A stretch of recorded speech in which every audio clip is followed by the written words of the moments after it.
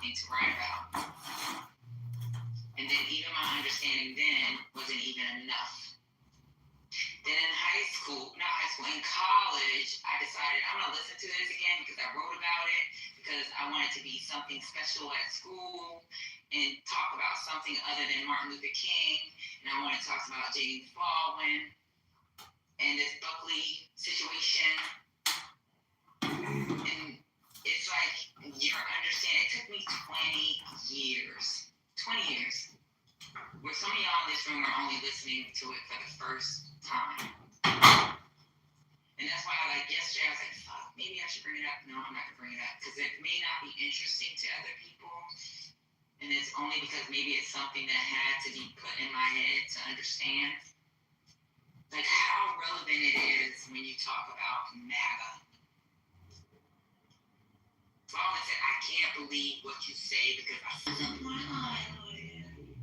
But they defend insurrectionists. What happened January 6th?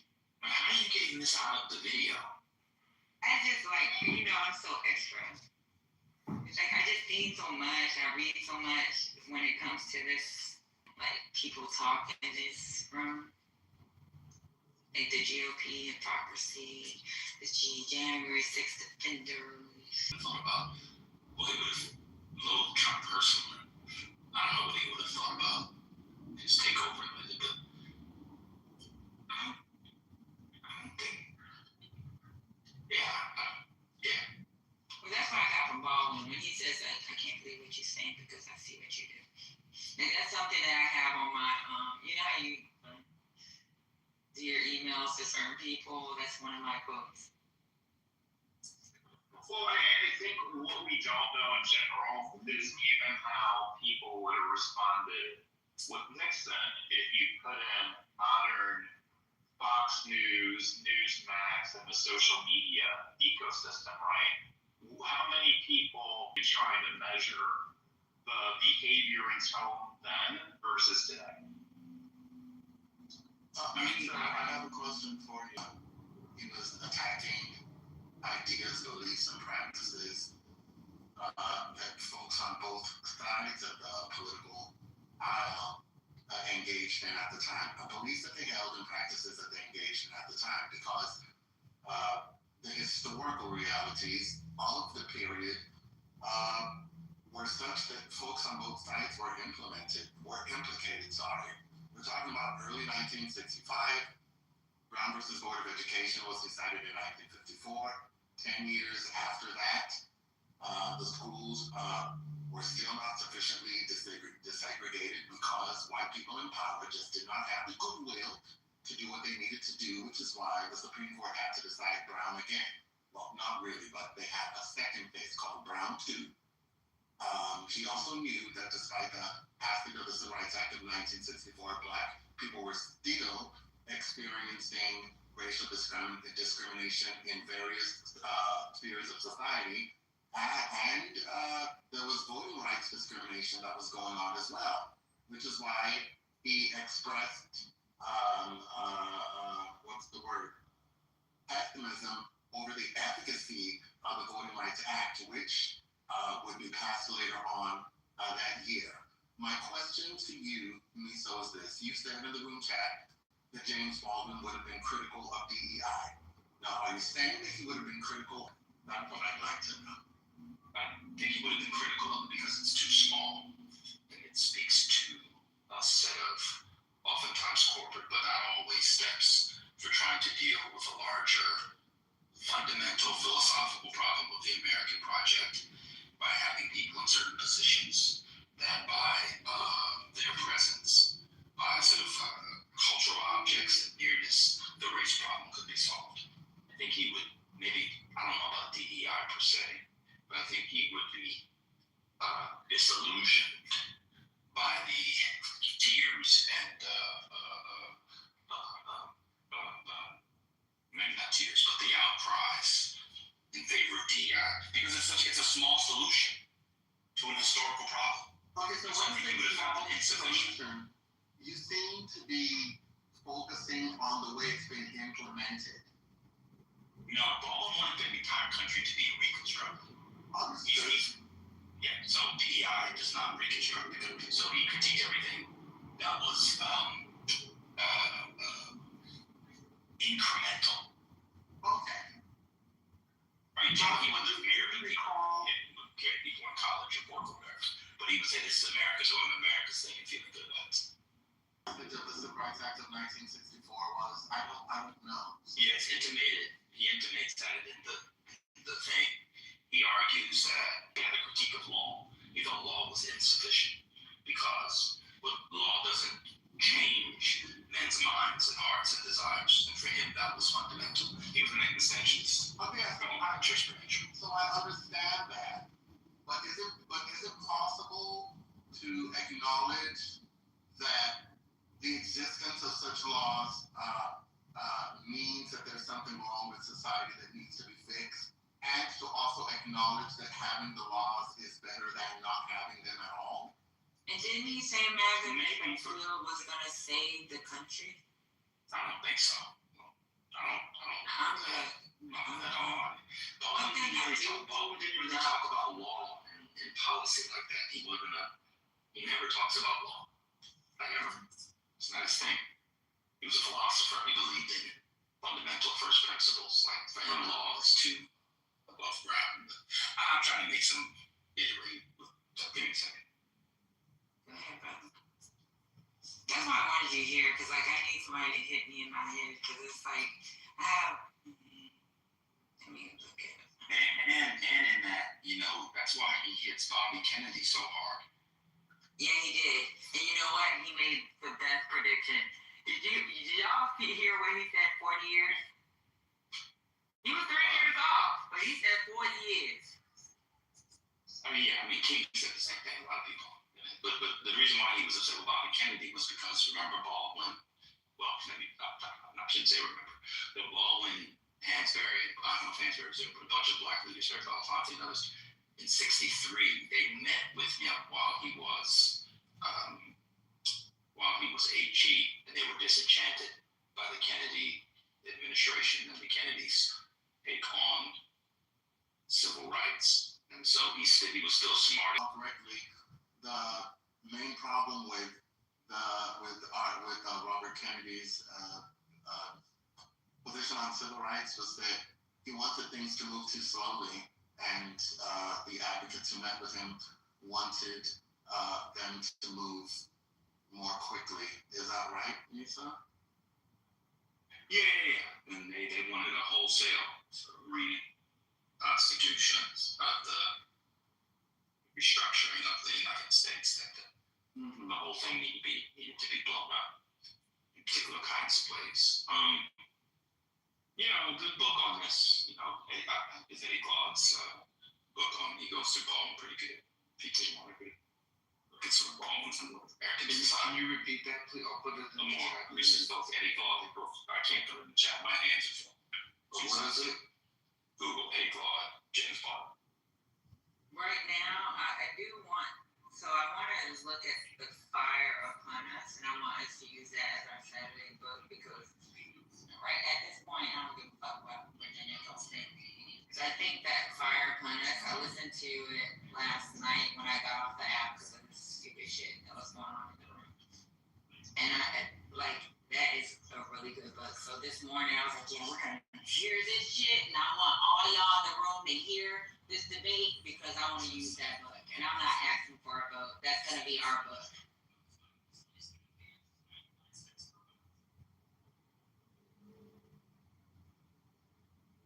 So if y'all show up, you show up. If there's just 10 of us, I just want us to have understanding.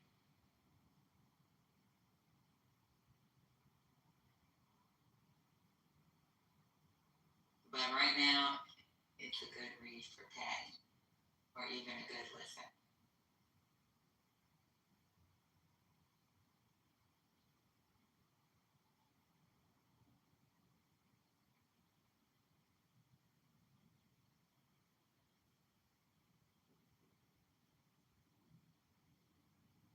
And thank you for the recommendation, Madam.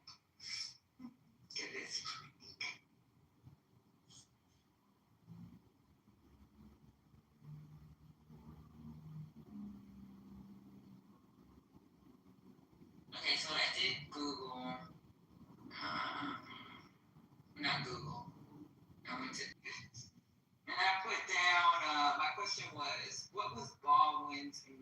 reaction to the Civil Rights Bill. And I put, quote, something about, a quote, he says something about a bill that saves the country. And it actually has the bill, or not bill, actually says, quote, it is not a bill that saves the country. Right after its passage, Baldwin said publicly that legislation alone could not fix the deep moral problem of racism in America. What I am worried about, and this is quotes, what I am worried about, this is an interview in 1964, what I am worried about is not the Civil Rights Bill, but the state of the country. And for me, that's more like, and this is just Patty, and I don't know what y'all take from it. Like, what I'm worried about is not the Civil Rights Bill, but the state of the country. Like a bill that's going to fix a symptom, but it doesn't address what the sickness is in America. Like, denying Black humanity. Put those on the tree or do something else.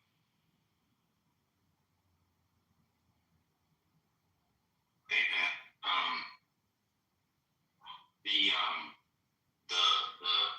The other one is I think it's called Begin Again. Let me see if I can find it. And this is Baldwin? Or is this Begin Again? No, this is the blog book I was saying. It's called Begin Again. And this is about what? Because I need to put that in my notes. About Baldwin. That's why I was asking, is it Baldwin? About Baldwin. I know it's not Baldwin, but it's about.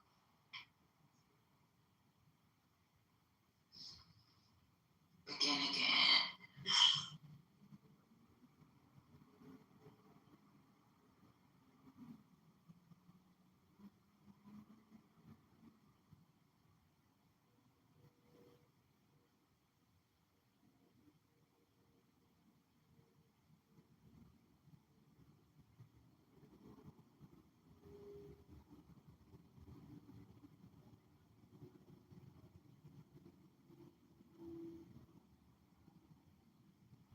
Is it, says here, is inspired by Eddie S. Gall Jr. 2020 book, Begin Again, Baldwin's America, and its urgent lessons for our own. You know how Audibles have their. Did y'all see it reads? His emotional world and why he remains a blueprint for understanding race, democracy, and American failure.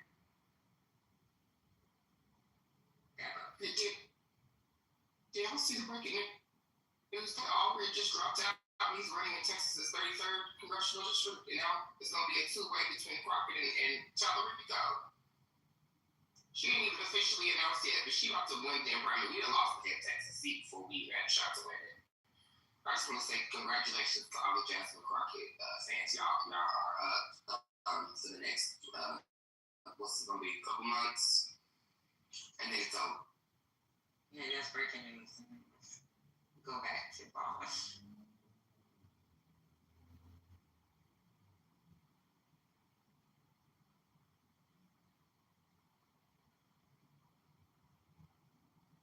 But I really think maybe y'all need to listen to this again because it took me 20 years. Why are you saying it took you 20 years? What are you saying? Because it's like pieces and pieces.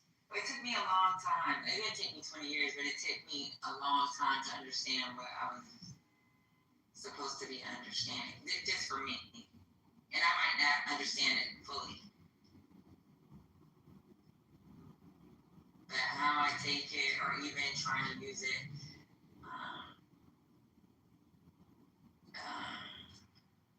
and what's going on in this country now. Well, I mean, one of the keys to understanding it is starting with the question that was under debate, and would be, what was the conception of the American dream in 1965? Because that's what they're responding to. They're actually responding. It's actually super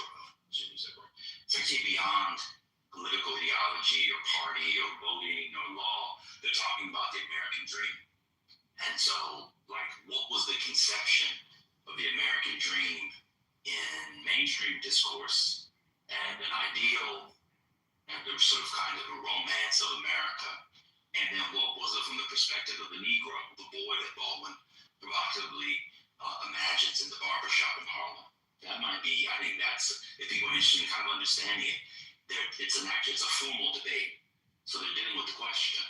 And one of the reasons why Buckley is so, performs so poorly, notwithstanding his deep rhetorical gifts and intellectual aplomb, is that he is very driven by rhetoric. Now, to be fair, Baldwin gets into a lot of rhetoric too. There's a lot of fluff in there on both sides. One of the things about the debate is that one of the reasons why contemporaries like Baldwin was because his rhetoric, quote, hits more than Buckley's does. Nevertheless, the point is that what was the conception of the American dream in 1965? And one of the things that I don't think either of them deal with is that I don't know if there was a conception of the American dream in 1965. Because 1965 America was on fire. X was assassinated. Kennedy had been assassinated 2 years before. The Vietnam War was an issue. Cities are buckling. There's all kinds of political realignment in terms of the Dixiecrats turning into Republicans. It's just a lot going on in 1965. The Civil Rights Movement, of course. You're in the midst of the Cold War, so you're having nuclear fallout drills. I think one thing that's fascinating is how do they define the American dream? How do we understand the American dream in 1965? But I don't want to talk too much.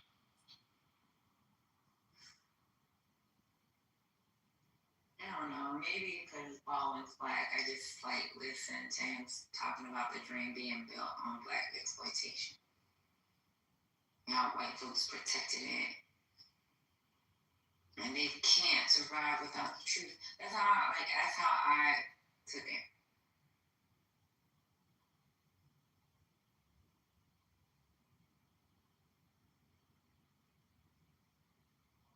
And maybe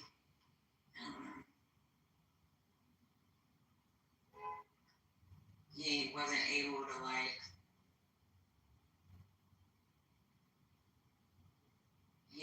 he wasn't able to connect sexuality or I don't know. Because what he didn't do is and say what you want, but one thing about Baldwin, I think at that time, because it wasn't cool, or it wasn't it could have put him in a position where people wouldn't be able to hear. I think that he kept his queerness out of public confrontation, especially when it came to this argument with Buckley. Because I don't feel like the world was ready. And during that time, I think homosexuality criminalized? And homosexuality could have been undermined when it came to that debate. They didn't talk about homosexuality. No, but I think that's something when you brought up the question what he didn't deal with at the time. And he didn't deal with LGBTQ rights. He kept his shit silent.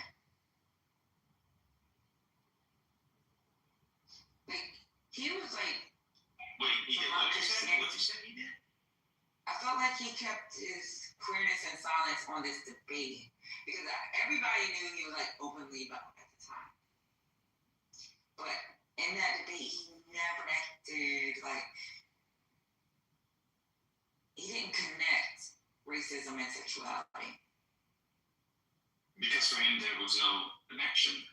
I mean, what? I feel like, like I said, his credibility would have been like shot to. He couldn't publicly share his position without exposing himself. Or at least he's talking about Baldwin was openly gay. He was open. He You don't know anything about James Baldwin. He was open. In the public debate? Yes, he did it in public debates all the time. Be quiet. You don't know anything about James Baldwin. Yeah. He was straight up open. Like everybody knew he was bisexual at that time. But even during the debate, I think he avoided that topic. Yeah, I guess I have lost Josh. Why do you think he should have brought it up? Fan X or whatever your name is. What? I mean, in a debate, public discourse, you bring up immediately to stand on it. Do you know what the question was? The question presented. Do you know what the question presented was? Why he did not raise the international question of the debate. No, the last question that I listened to, maybe 6 seconds. No. So what MAGA asked us, or no, what MAGA said that participating if you didn't listen to it. Man, you got ruined combos, bro. Do you know what they were debating at Cambridge Union, sir? Is what he's asking. Do you know what the question on the floor was? Dan, do you know what the question on the floor was? Wait, Josh, did you not notice that I arrived late? Yeah, I know. If you arrive late, this is where you belong. How about this? If you arrive late, right? So if you arrive late and you don't know the context of the conversation, what do you think an intelligent person would do? Listen to the last question from the top line. No. Wrong. They would stay in the audience and understand what's going on. That's where you'll stay until you understand what's going on. Not listen to the last question. You don't come into a conversation and hear the last question and think that's what the conversation is about.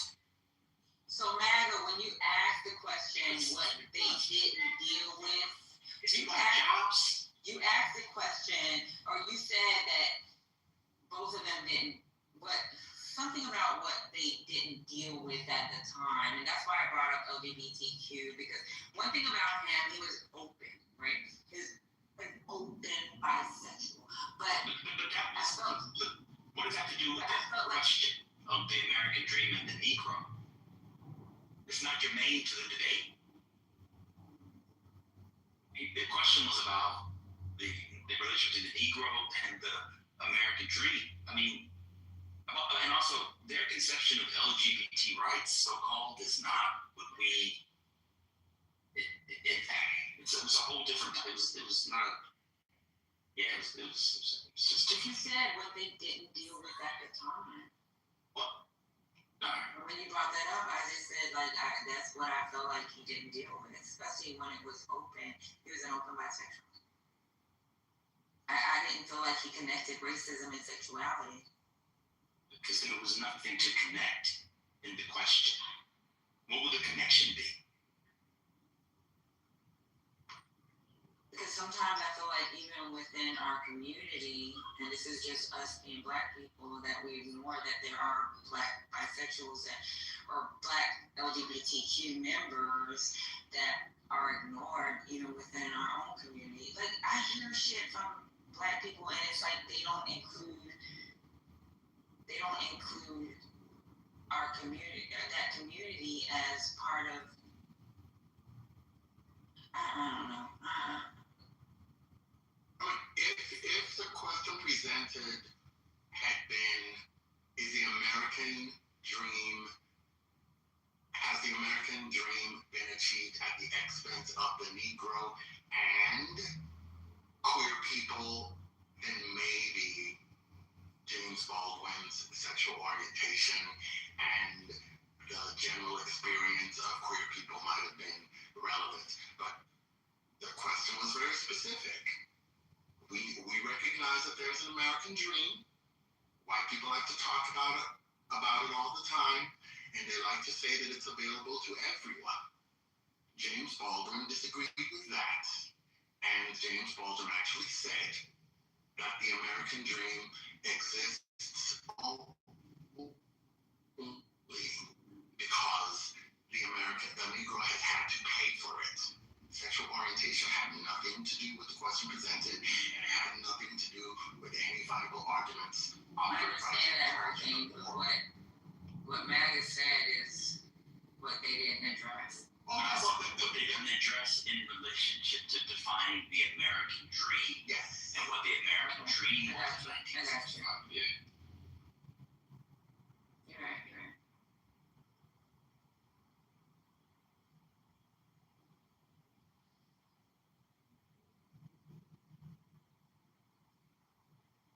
So, could that be like maybe like the rise of white backlash as dominant political ideology? Well, I mean, 1965 is, not long from the 50s, and there was a sort of cardboard Madison Avenue conception of the American dream of the 1950s, the nuclear family, two picket fence, the dad go to work, et cetera, et cetera. So, did the Negro facilitate that in the 50s, to the extent that it existed, and then how did that change given the domestic and international events of the 1960s? And so, Baldwin gets to it some, but I just feel like generally, especially for us, if we kind of want to understand that time and maybe this time, maybe we should understand what the conception of the American dream. In other words, what I'm saying is, in order to understand the debate, maybe we could start by understanding the question they were debating. That's what it was. So people are kind of confused. Yeah, not you, because you've heard before. I'm saying people are kind of like, oh, first time I'm hearing it. I'm just saying one trick is to always keep in mind the question under discussion. Because otherwise you come in and you just stick to a point like Fan did, and you distract from what's going on because you don't have the context for the debate itself. And so what I'm saying is, I don't know what the American dream was in 1965. I don't know what it is now. I know an idea of what the American dream was, which was modeled off of the kind of propaganda from the 50s. But, Buckley certainly didn't articulate an American dream. There was a whole point they were trying to make about, and the British kid brought it up about the relationship what British people were making. I don't know if people caught that. And then Buckley picked that up and said, see, yeah, they make a certain amount of money. It's not so bad. What does that have to do with the American dream? See, they've obfuscated it. What they're making in Britain has literally nothing to do with the American dream. That's what makes it American. It's not British.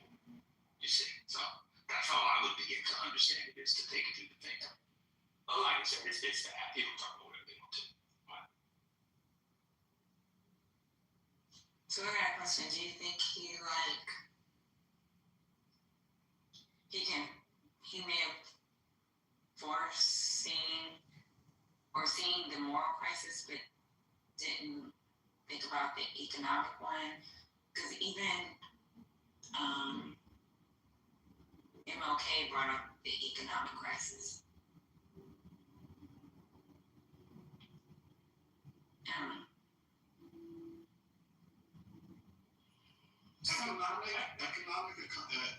So I don't know that he didn't contemplate the importance of economic equality at the time. I do agree with Miso that neither person spent much time spelling out what the American dream actually is. I just assumed that they took for granted that everybody knew what the American dream was. Some financial success and sufficient social standing, maybe a little more. I think Miso said something about a house and a picket fence and the nuclear family might have been part of it as well. But they assumed that they agreed on what the American dream was, which is why they didn't spend much time defining it. But I think that economic prosperity, thank you, that's the word I was looking for, that a certain amount of economic prosperity is necessarily part of what the American dream is and was then. So Did you really say I think that they both spoke to the American dream, and I did too. maybe a reformulation of it away from American dreams. Adams's idea was more wealth, or accumulation of wealth was a part of it, but it was more of this idea of merit over birth in terms of determining your quality of life, right? Like, so your life would be better, fuller, based on your ability and achievement. And your part of that ability is to escape like social or societal limitations. And so what Baldwin, I think, speaks to, if that is the idea of the American dream, how so much of white people's capacity to escape that, even if we go to the point of wealth, relied on black people's labor, but also black people not being able to do those things, right? So the whole thing of the nuclear family where the dad works and the mom stays at home, a lot of that was enabled because black women were working in the homes of these white women. And then when white women were able to go out into the work world or do whatever, that was because black women were in their homes.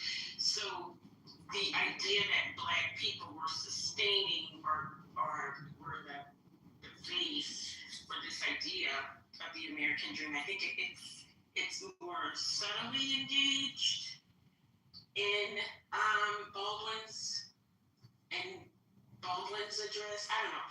You know what, Doctor? She's sort of my idea. If you listen to what we played earlier, that Baldwin said, I picked the car. I carried it. We built the railroad. He said, like, there were certain things he said. So if you're talking about the American dream, the prosperity that was produced by black people and our labor, that's it. and denying it to black folks. That shit is not abstract. He spells it out when he's but I think talking about material wealth. I think it was beyond material wealth, though. I think he was really talking about, for me anyway, my reading, is that it was about it was about like the idea that America was a place where where there wouldn't be societal limitations, and where merit and ability would ultimately be determinative, right? But that wasn't the reality. So when he starts at the beginning and he says something about how you engage, I'm just trying to remember it, how you engage this question has something to do with how you view reality or where you are in. He said how white folks the refuse world to see or how it was something built. like that. He pretty much said something about how white people I think refuse to that's see how. yeah. I'm sorry. I'm sorry. And the other thing I was thinking when Mega asked the question, when Mega made the like about where was the American dream in 1965 or whatever, I don't know. I would say I think there was an engagement with the bigger question, maybe not the American dream, but what was the next phase for the experiment that was America?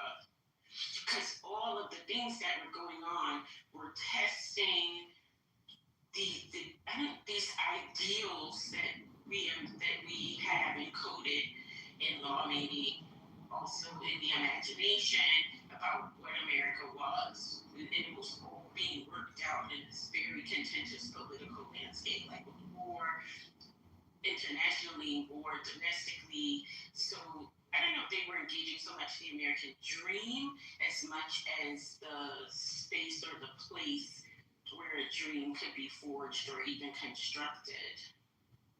So I have a question for you, Dr. Agee. Do you think that the concept of the American dream at the time incorporated questions about what citizenship ought to mean for any American, including Black people? Do you think that was part of it? Yeah, I mean, I would say that for James Baldwin, that the question of citizenship was always a question. Like, and what does it mean? I don't know what. Do I want to say what does it mean for a Black person to be a citizen, or what does Black citizenship look like? And are Black people indeed experiencing or accessing all the rights and privileges of citizenship? And if not, then why not? And what does that say about this American idea or the experiment of America? So I think for James Baldwin, the question of citizenship was always a thing. Yeah, I think so too. The question still the question is still on the table for obvious reasons. But it's clear to me that at that time, there were still serious contentions related to citizenship for Black people that had not been resolved formally or informally. We weren't too far removed from Jim Crow laws, so citizenship was severely restricted during the Jim Crow era, and in 1965 February, which is when they had this debate, the country was still relying on a cramped understanding of citizenship for Black people, because there were still so many things available to white people that Black people just could not access, even if they tried. So I think that the American dream, to your point, necessarily involves not only economic prosperity, but also social legitimacy, which allows people to do other things if they're socially legitimate. In 1965, I would say that social legitimacy was something even more. I agree with you, Hurricane, on that. And I also think, like, for me, I struggle with this in a lot of ways. This instant reflex, I guess, it's a cultural, intellectual moment through the prism of today, right? I mean, I think there's a way in which those moments can inform our understanding of today, but I think but in order for that to happen, it's imperative that we understand them as their moment. So you can follow the cultural, or you can follow the trajectory to this moment. So I sometimes get stuck in making that immediate leap. Like, well, what does this tell me about now? I don't know, which is why Magda's question about the American dream, like, to relocate us to that moment, so as to understand in an evolutionary way, maybe, how we got to here, which deepens our understanding and our ability to grapple with what here is. And are we trying to define the American dream? So at the end of his debate, he said the American dream is at the expense of the American ego. He said it is at the expense of American ego. So, like, is this like, is he saying, like, is it creating, like, structural, like, and he did bring up the exploitation of Black people. So is it structural, not personal? Well, I think nothing in America is structural. I mean, nothing in America is personal. Like, all of it is structural. Like, all of it is systemic. We, or however we experience it on a personal level, but I mean, I don't know. I think it's all systemic in some ways, right? Because in many ways, the whole thing of America is an idea. It's a place. You think of it geographically, but it's an idea. It has, so that idea is maintained through systems. And so when he says, this is at the expense of Black Americans, it's economic for like the physical labor that generated it, that was like an economic engine. It's also Psychological. But it's also social. Just that might be interesting at this point. More people here, and we've had some conversation. Baldwin's piece of more people here, and we've had some conversation. Baldwin's piece is only 14 minutes, and Buckley's is only. I don't see why y'all not hearing it, or why there's not more comments. I don't understand. I'm sorry. So I think even with the uninformed questions or comments, we should be able to have the conversation. So just like you hit me in the head and said, we ain't building no goddamn railroads. Yeah, Patty, but he's talking about people who don't know they don't know what they're talking about, and they just saying random shit. Respectfully, No, you can't do nothing with that. But I'm also saying, so we have a shared text. Right. When you did the first time, it was only 30, 40, 50 people or less, and now there's more. So it's only, we can play one, talk about that. Something else to fast forward y'all. So y'all go ahead and keep the conversation going. Let me go back to the recording, and then I'll go to Bob and I'll let y'all know when I'm ready. So something else you can do since you have a green bean is post a link to the transcript. Folks, for some reason, don't want to go and look for the thing. It's on the internet, something to say. I think that's a good idea. But I'm not going to post it. You can put it in the chat if you like, or someone else should. So maybe that'd be a skill so people want the text you can follow. Hurricanes lead because from what I can tell, many people here don't even know how to. Okay, so I found the transcripts. It also includes the video. I'm going to pin the link at the top. And those of y'all that are interested, go ahead and pin it. I'm going to go ahead and fast forward through this. And I'll start playing it in the next minute. So that gives y'all time to at least click it, open it, and then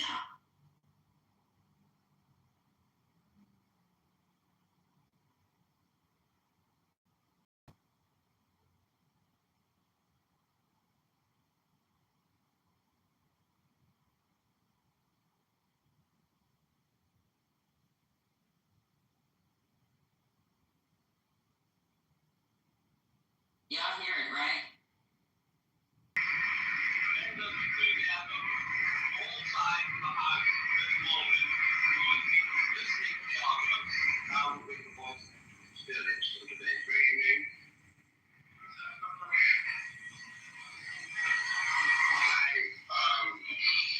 Population of the United States has hindered the American dream. Indeed, it has. According to some other things he has said. It would seem to me the proposition before the House, and I put it that way, is the American dream at the expense of the American Negro. The American dream is at the expense of the American Negro. Is a question. It is loaded. And then one response to that question is what your system of reality is. That is, it depends on assumptions which we hold.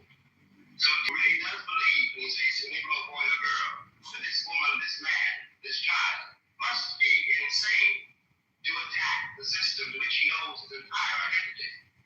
Of for such a person. The proposition of which we find discussing tonight does not exist. And on the other hand, I have to see as one other people who are most attacked by what they must now give called the Western or the European system of reality. What white people in the world, the white white supremacy, I hate to say it here, comes from Europe. That's how it got to America. Beneath them, whatever the reaction to this proposition has to be the question of whether or not civilizations can be considered as such equal, or whether one civilization has the right to overtake and subjugate and to destroy another. What this does to the subjugated, the most private, the most serious thing this does to the subjugated, is destroying his sense of reality. It destroys, for example, his father's authority over him. His father can no longer tell him anything because the past has disappeared. And his father has no power in the world. This means, in the case of an American Negro, born in that glittering republic, and the moment you are born, since you don't know any better, every stick and stone and every face is white. And since you have not yet discovered the flag which you have pledged allegiance, along with everybody else, has not pledged allegiance to you, it comes a great shock to discover that Gary Cooper killing off the Indians when you were rooting for Gary Cooper. But the Indians were you. Has not in its own system of reality evolved any place for you. The disaffection, the demoralization, and the gap between one person and another, only on the basis of the color of their skin, begins there and accelerates throughout a whole lifetime, so it doesn't even realize you're 30. I'm having a terrible time with vanity and trust. Your countrymen, by the time you are 30, you have been through a certain kind of mill. And the most serious effect of the mill you've been through is again not the catalog of disaster. The policemen, the taxi drivers, the waiters, the landlady, the landlord, the banks, the insurance companies, and these are the tales, 24 hours of every day, which spell out to you that you are a worthless human being. It is not that. It is by that time you've begun to see it happening in your daughter or your son or your niece or your nephew. You are 30 by now, and nothing you have done has helped you to escape the trap.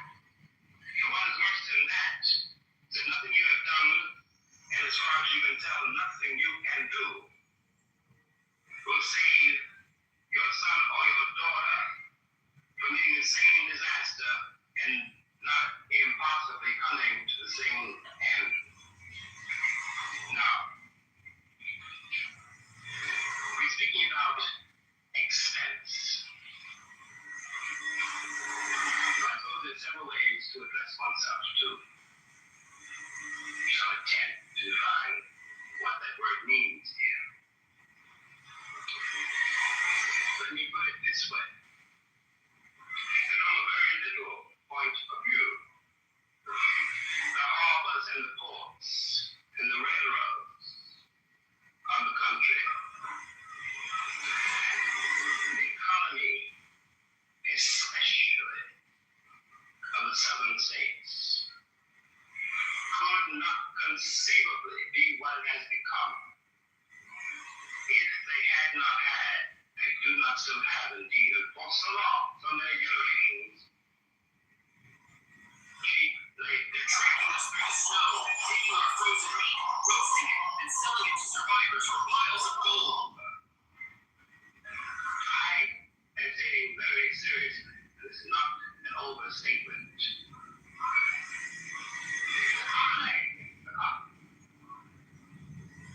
I carried profit.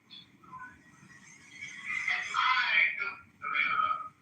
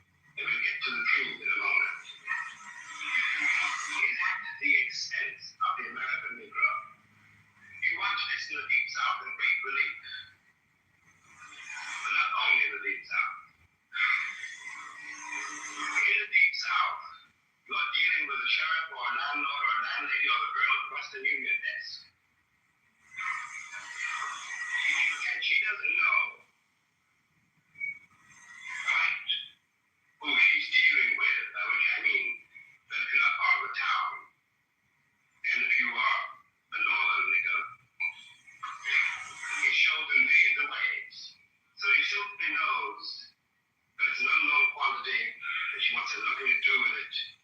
But she won't talk to you, you have to wait for a while, you can tell her, okay, we all know this, we've been through it, and by the time we get to be a man, it's very easy to deal with. But what is happening in the poor woman, the poor man's mind, is this. They've been raised to believe, and by now they helplessly believe, that no matter how terrible their lives may be, and their lives have been quite terrible, and no matter how far they fall, no matter what disaster overtakes them, they have one enormous knowledge and consolation, which is like a heavenly revelation. At least they are not black. Now I suggest that of all the terrible things that can happen from some Alabama, cannot be considered, no one can be dismissed as a total monster. I'm sure he loved his wife, his children. I'm sure that, we like to see it wrong. He's, after all, what's not to assume, he is visibly a man like me. But they didn't know what drives him to use a ball against a woman's breast, for example. What happens to the woman who's gaslit? What happens to the man who does it? It's in some ways much, much worse.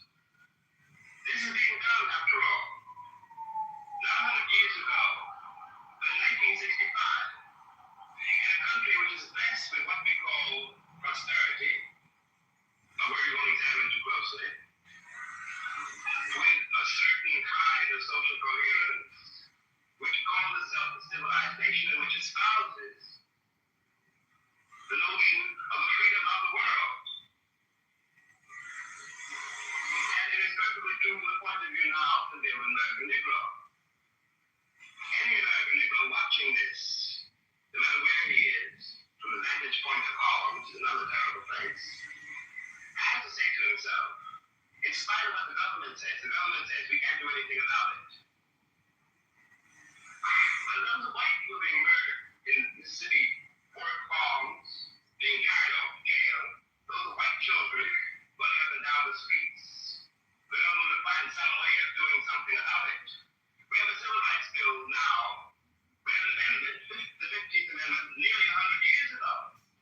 I hate to sound again like an Old Testament prophet, but if the amendment was not honored then, I don't have any reason to believe in the civil rights bill will be honored now. And after all, one's been there since before, a lot of other people got there. If one has got to prove one's title to the land, isn't 400 years enough? 400 years, at least 3 wars. The American soil is full of corpses of my ancestors. Why is my freedom or my citizenship or my right to live there? How is it concealed in question now?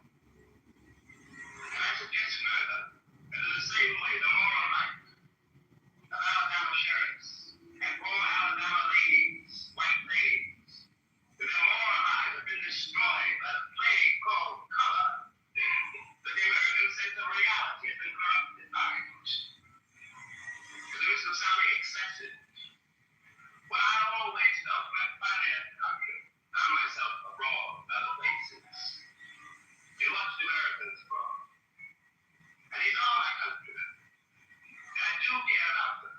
And even if I didn't, there is something between us.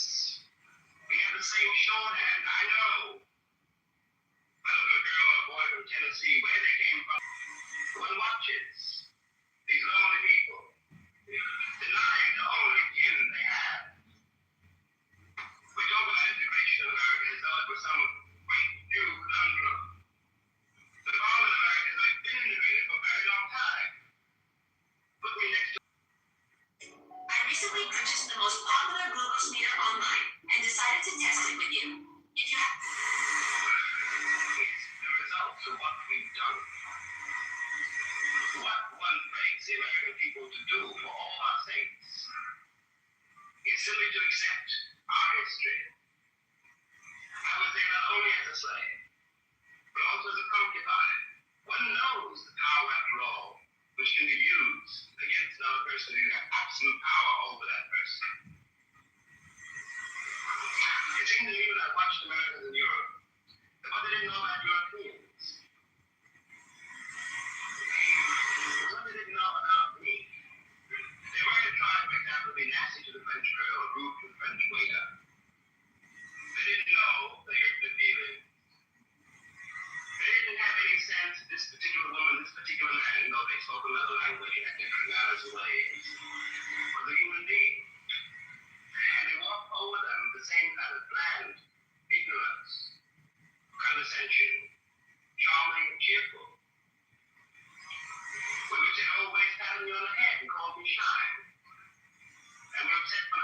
upset. What is relevant about this is that whereas 40 years ago when I was born, the question of having to deal with what is unspoken by the subjugated, what is never said to the master. So having to deal with this reality was a very remote possibility. It was in no one's mind. When I was growing up, I was taught in American history books that Africa had no history, and neither did I. That I was a savage, about whom the less said the better, who had been saved by Europe and brought to America. And of course, I believed it. I didn't have much choice. Those were the only books there were. Everyone else seemed to agree. If you walk out of Harlem, right out of Harlem, downtown, the world agrees. What you see is much bigger, cleaner, whiter, richer, safer than where you are. They collect the garbage. People obviously can pay their life insurance. The children look happy. Say, you're not. And you go back home. And it would seem there, of course, that it's an act of God that this is true. That you belong where white people have put you. It is only since the Second World War that there's been a counter image in the world. And that image not come about through any legislation on part of any American government, but through the fact that Africa was suddenly on the stage of the world, and Africans had to be dealt with in a way they'd never been dealt with before. This gave an American Negro for the first time a sense of himself beyond established or cloud.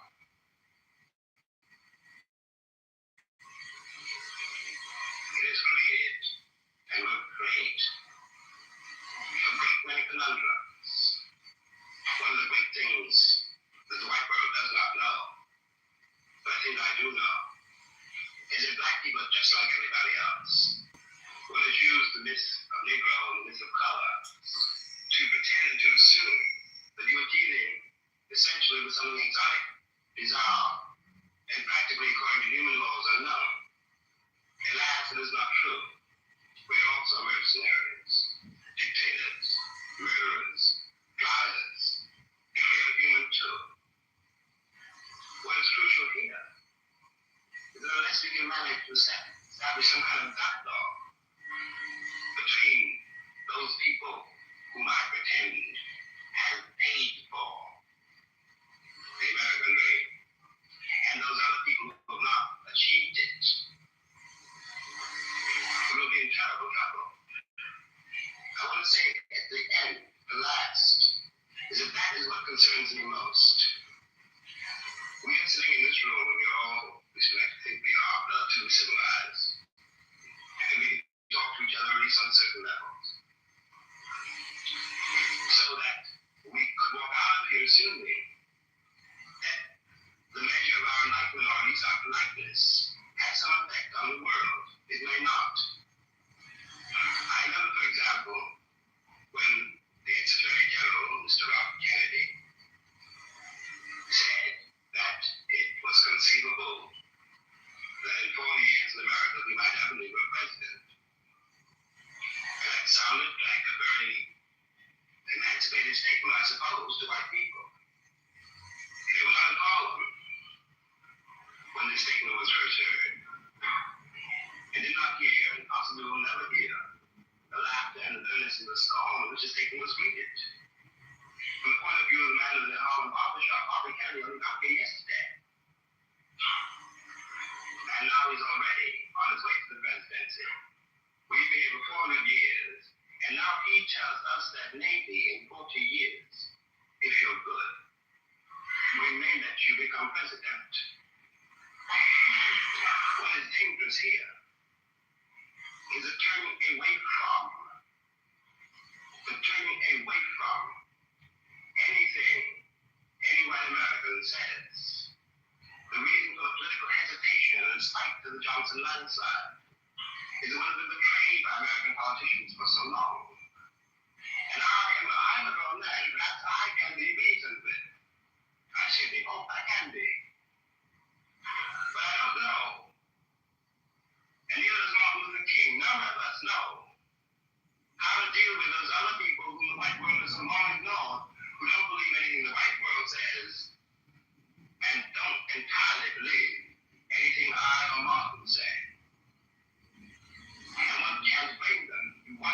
happened to them in the last 50 years? It seems to me that the city of New York, for example, is the last part. Nobody move! Now! I should have run, but 6 days without sleeping.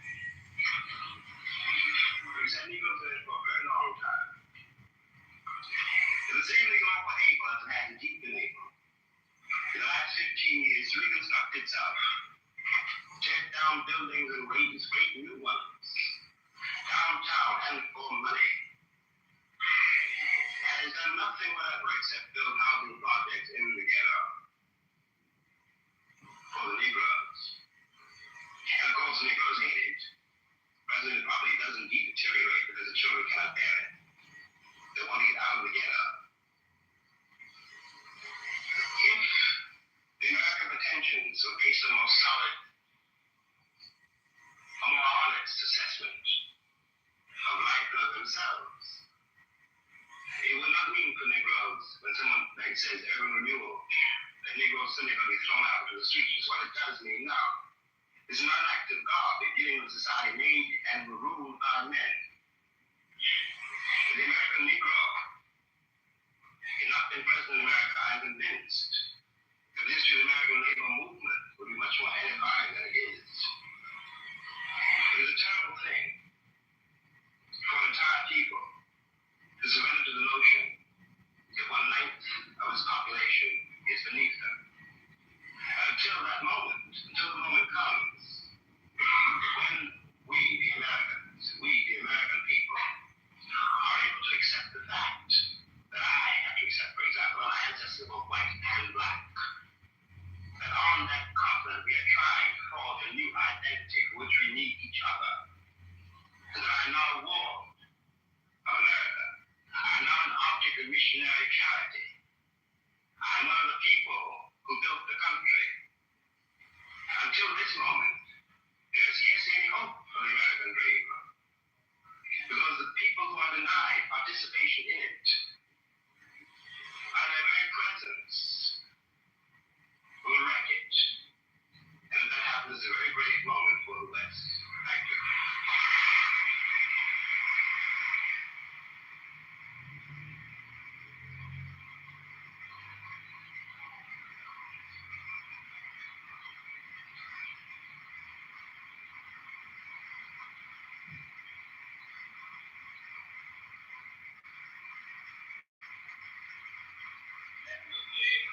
Moving members now, the whole of the union standing and applauding this magnificent speech from James Baldwin. Never been this step before in the union in all the years that I've known it. Paul is smiling, obviously delighted by his reception, and he moved on.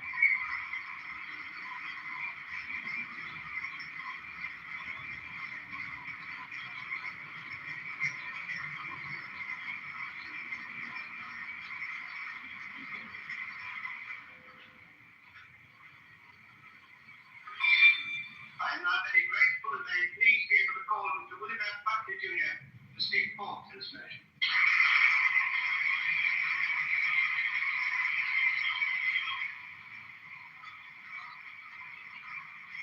Now we have Mr. William Buckley, who will need all his skill to establish ascendancy in his audience, which has certainly been so deeply miraculous by the eloquence and all has not experienced the preceding speaker. Thank God, it's very good.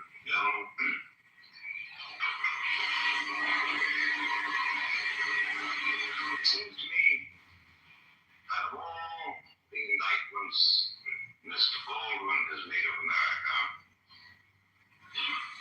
here tonight and in his company, we pause members for executive persons. The one that is of most striking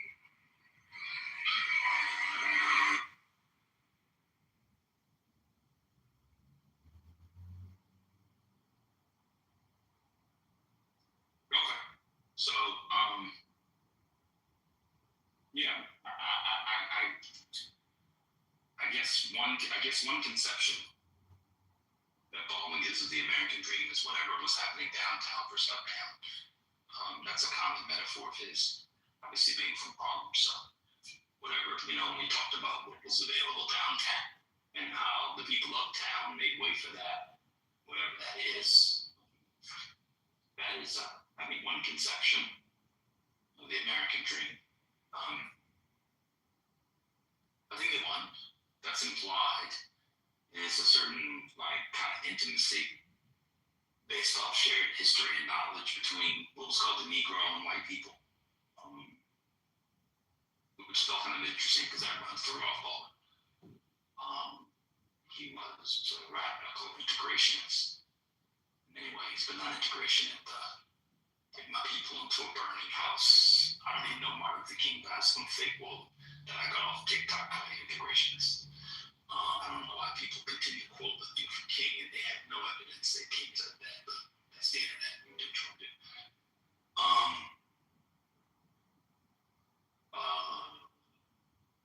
Two things we can do other day. Rodney has a really important point that nobody here knew. James Baldwin, homosexual. That's contemporary news. Rodney must have done some deep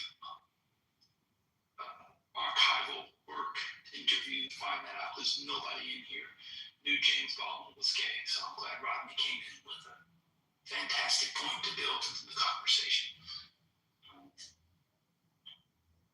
I will say that, and people won't like me saying this, but that was a lot of rhetoric, which is fine.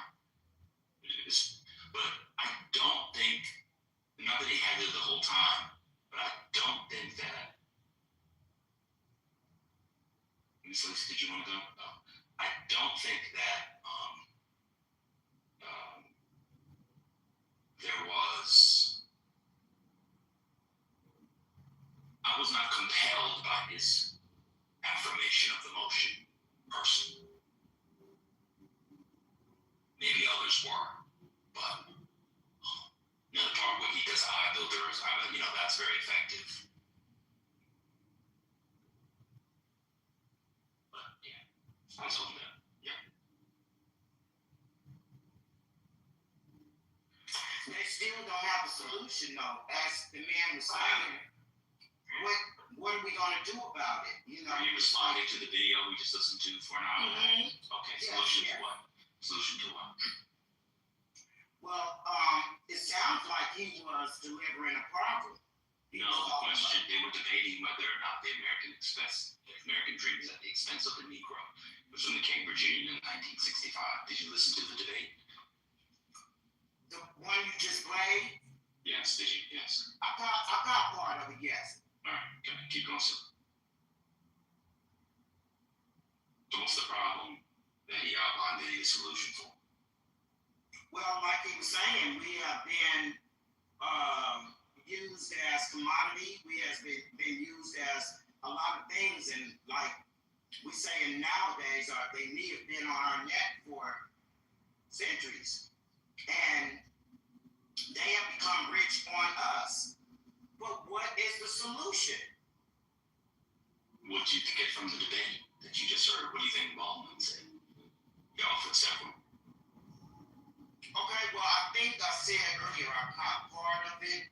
I didn't catch all of it, but I did catch the part that I just spoke on. So, could you enlighten me on the solutions that he gave? Sure. One he gave when he was talking about, he didn't use the term decolonization movement, but he was talking about decolonization movements. And one he gave was the imagination, creation, and embodiment of a new understanding of the Black man.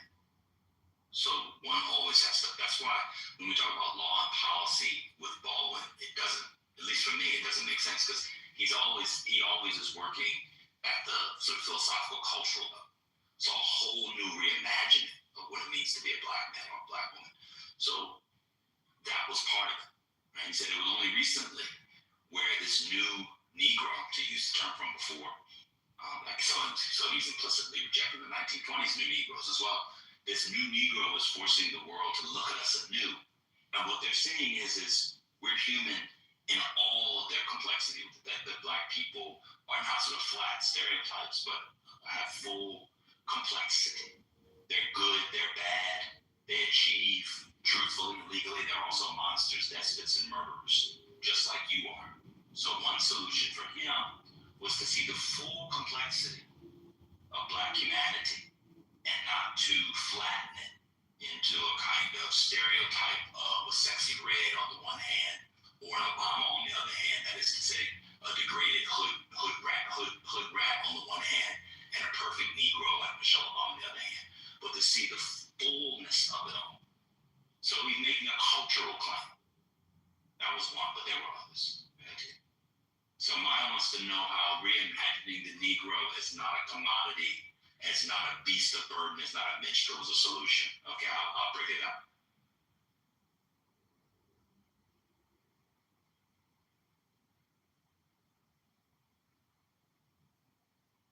Okay, and Ronnie says it's a talented 10th idea. Oh, man. This app is impossible. I really misses the boat. It's so to say that to have the totality of the Black humanity, how would that be talented? It would be the opposite of 10th. Totality would be 100. People are dumb, right?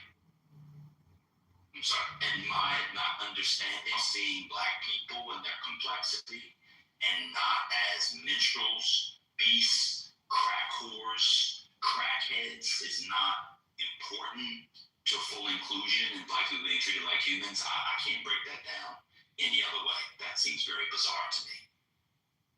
That seems very bizarre that someone doesn't see how that solves lots of the problems, the perception of the Negro. But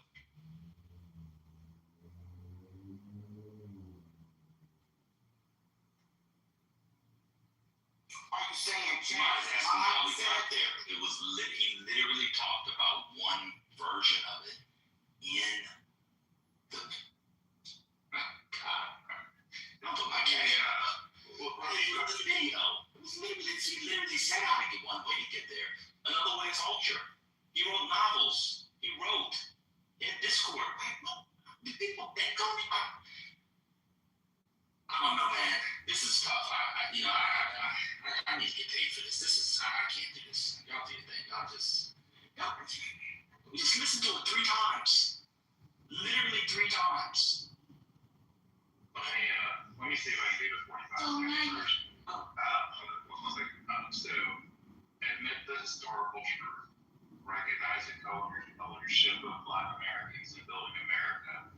Invest in the transformation so Black Americans can live the American dream.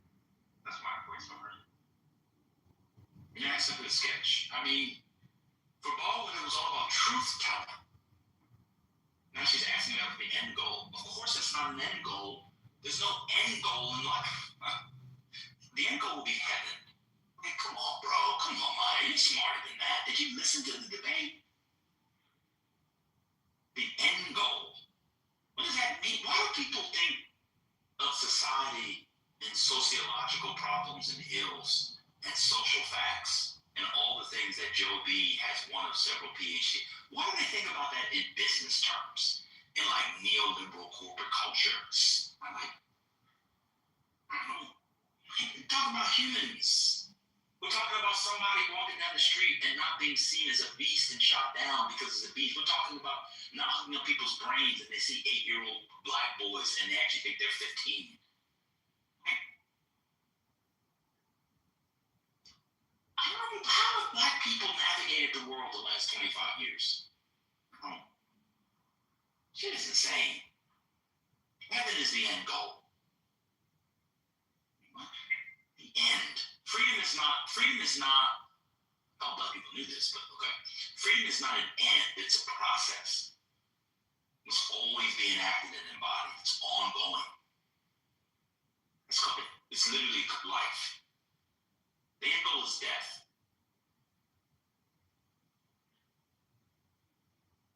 I don't know. Somebody should put their cash app up. Y'all owe me like $30,000. I'm sorry, at this point, it's like $30,000. I'm not ready to rant it, so. Okay, well, you can rant now, too. No, I'm gonna rant. Let me see. So, listening to it again, something that I latched onto was Baldwin's acknowledgement that America has not created a place for the Negro. That isn't to say that the Negro doesn't occupy a position. It does, and it did then. But the position that the Negro occupied then, and still does, was illegitimate. And he believed that the American, by not legitimizing the Negro in every way that mattered, America had denied the Negro its rightful place. So I think one of the goals, something that needed correction in Baldwin's mind, was legitimacy of standing. And he talked about how you grow up as a Negro in America from childhood to adulthood, realizing with more clarity that your racial identity necessarily creates an entirely different reality for you. And that reality is very different from that of the racial majority. And I don't need to go into the specifics of it, people can imagine, but that was part of the American dream. The social illegitimacy that was foisted on Black people by external forces and the structures and so on. So I think for him, freedom would also include the social legitimacy that Black people had been denied. In addition, and to me, that would require a reimagination of who the Negro is, recognizing the Negro's full humanity, and not saying, oh, in order for us to give you a little respect, in order for us to give you just even a little access, you have to be this superhuman who's more educated than most people, who makes more money than most, who's more articulate than most, and so on.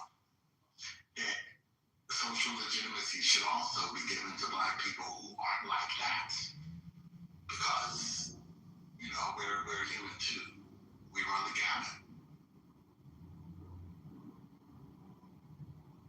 Totally agree. That's one of the main sort of primary principles of democratic politics, liberal politics, all small d, small l, is equal standing and therefore equal regard.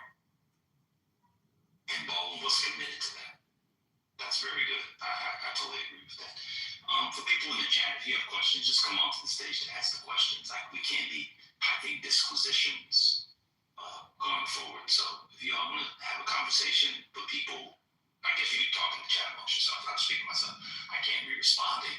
And I can't respond to the question, what does being a human, recognized as a human, change in a country where Black people were enslaved for 250 years? So, you came off mute. I'm pretty sure you don't mean to be up here. Well, let me move this. Let me change the thing, because this thing mutes you and unmutes you all the time. So yeah, if you don't know the history, if you don't know the basics of any history, and knowing the importance of being recognized as a human equal to all others, there's literally nothing I can tell you. I mean, you really should go back and really spend some time. I will go back to middle school. Now, I'll answer your question. So what recognition as a human does is it means that there are certain negative stereotypes, certain things that you just won't assume about the person, and you put them on board of an equal playing field with yourself, which reduces a lot of the inequities and the challenges that you get. So that's the value of it. It's also bizarre that if that's Debonair's picture, that a black man would ask about being recognized as a human when there's probably no identity in America that is more dehumanized and treated accordingly than black men. It's just bizarre. I mean, I don't know, Daniel, you can come up, sir. You think black men in America are seen as a general matter as fully human, equal to others?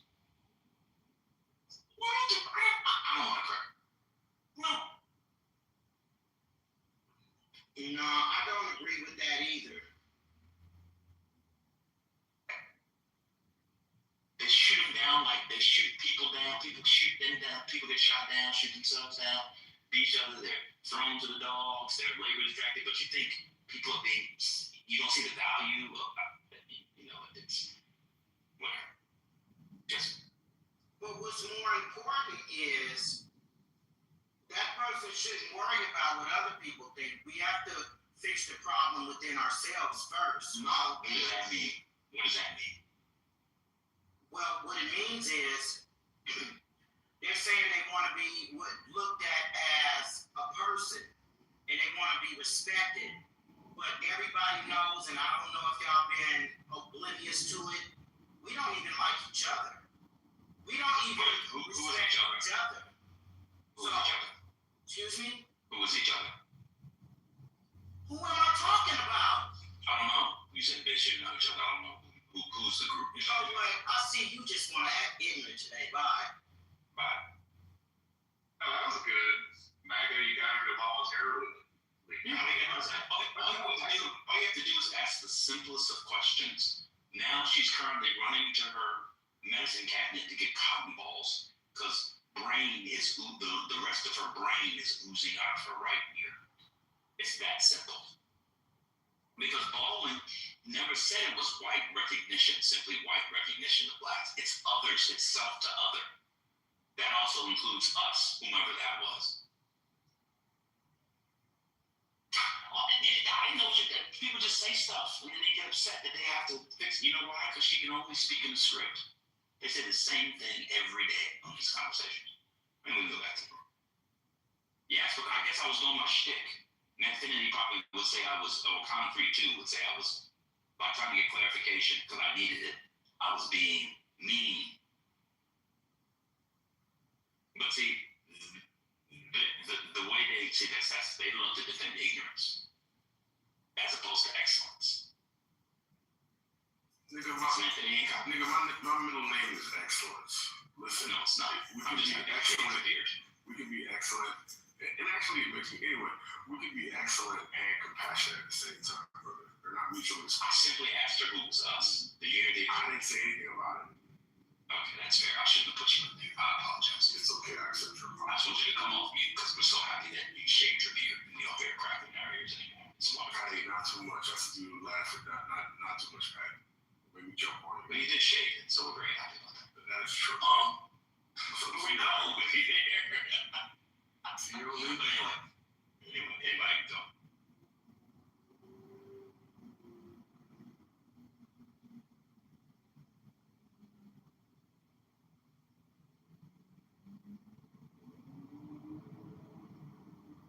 So I'm looking at the transcripts and he said not everything that is faced can be changed and nothing can be changed until it's faced.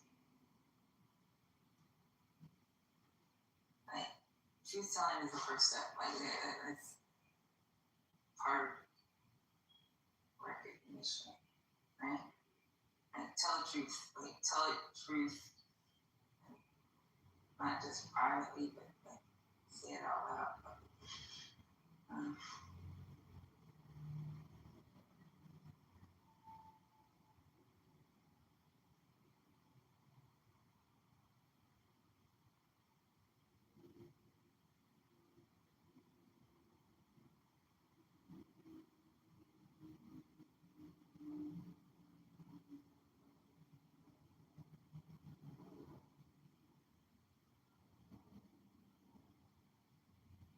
So let me respond to this brief person in the chat who says, have a conversation without being condescending. And my response there is, fuck off. How's that? And then she says it doesn't cost nothing. It doesn't cost nothing to simply edify people. It actually costs a lot. And it's a lot of work required. And me or anybody else on here are not remunerated for it. Instead, we're disrespected daily, and it's annoying. So why don't you come up and show us to edify us, since you know this or other eras, and show us how to edify while being disrespected daily and not getting 1 cent. It costs a lot. It takes a lot of time to learn to teach people. This is free. So we'll invite you up to do it. Of course you're not coming because you don't know anything about James Baldwin, 1965 American history, or anything else. You want to sit here for free and learn from me like everybody else for free. So I'll tell you what, you cash at me, Bree, otherwise you're out of the room and blind for life. You have nothing to do. I'm tired of people giving other people tips on what to do when the people aren't being paid for it, and what they get paid for is disrespect. And it's always the people who are doing the quote labor who have the expectation. I'm almost done. Yeah, it's very easy. It's always the people who have the expectation to teach. They are also expected to submit, to be the nice one, etc., etc. Bree has no expectations for the dumb, rude people. Just me. So my payment, my remuneration, is condescension. That's how I get paid. Until I get cash, I'm going to be an asshole going forward in these conversations. I've received $0 off the app. Dami receives money simply for opening a room and recording another room and playing it. People cash out people like Dami money for playing or recording. But you want me to come up here and give free lectures on Baldwin. Why don't you go find a free lecture on Baldwin in the hallway, boo? You're out here, and that's for life. Hit the road, Jack, and don't you come back. No more, no more, no more, no more. And she's like, you don't care, and yet you've been in here for the last 2 hours, and that's why you're gone, because you don't want to be kicked out and blocked, and now I can't find you. Bye. Oh, there she go. Bye. Well, I'll invite you one more time.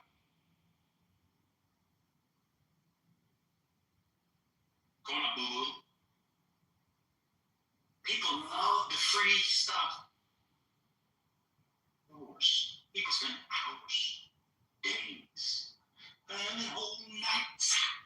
You're going to speak to Without a word from you. Be quiet, man. I'm speaking. Why do you interrupt me? I didn't interrupt you. You see what I'm saying? You see what I'm saying? I'm in the middle of speaking. People spend hours, days, nights learning stuff, synthesizing stuff, coming up with arguments, etc. Doing it for free while they're at work.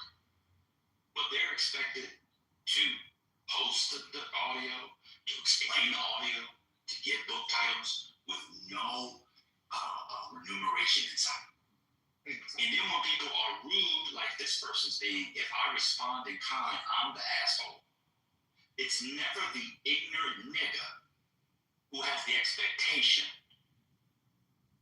to be goose, but instead it's the talented 10th who's doing the free work. Fuck that. If Dami, we love Dami, I know he's done it, can get cash apps, coffees, IHOP money for playing content in other rooms, I need money going forward. Otherwise, my pay will be condescension and being an asshole.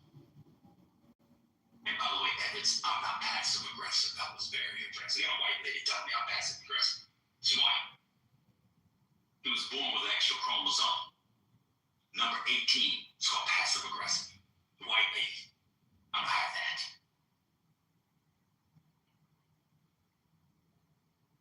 Seven old days. But I can't take it, won't take it no more. I had about enough of you. I'd rather be on my own. Shout out to Mrs. Birdman. What happened to that boy? Go ahead, man. You wanted to speak? Do you think, brother? Yeah, thank you. I came in the middle of something. I don't know. But I came in because I saw the title and everything. Dream of the Americans being on.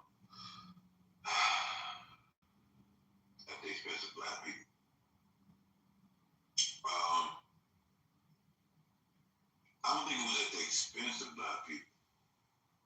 I think it was, and I think it still is, made for everybody, black people being included. Black people played their part in building it, forcibly. Maybe when it got done, it had not been done that way. But now black people have the opportunity to be a part of it and actually get the resources that they helped to create. So, yeah, I think they paved the way for us, me being one of the us. But who paved the way for us? Black people. Black people did. The slaves. Everybody played their part. I mean, everybody played their part. They might not like their part, but they played their part. That's fair. Have you heard the Baldwin?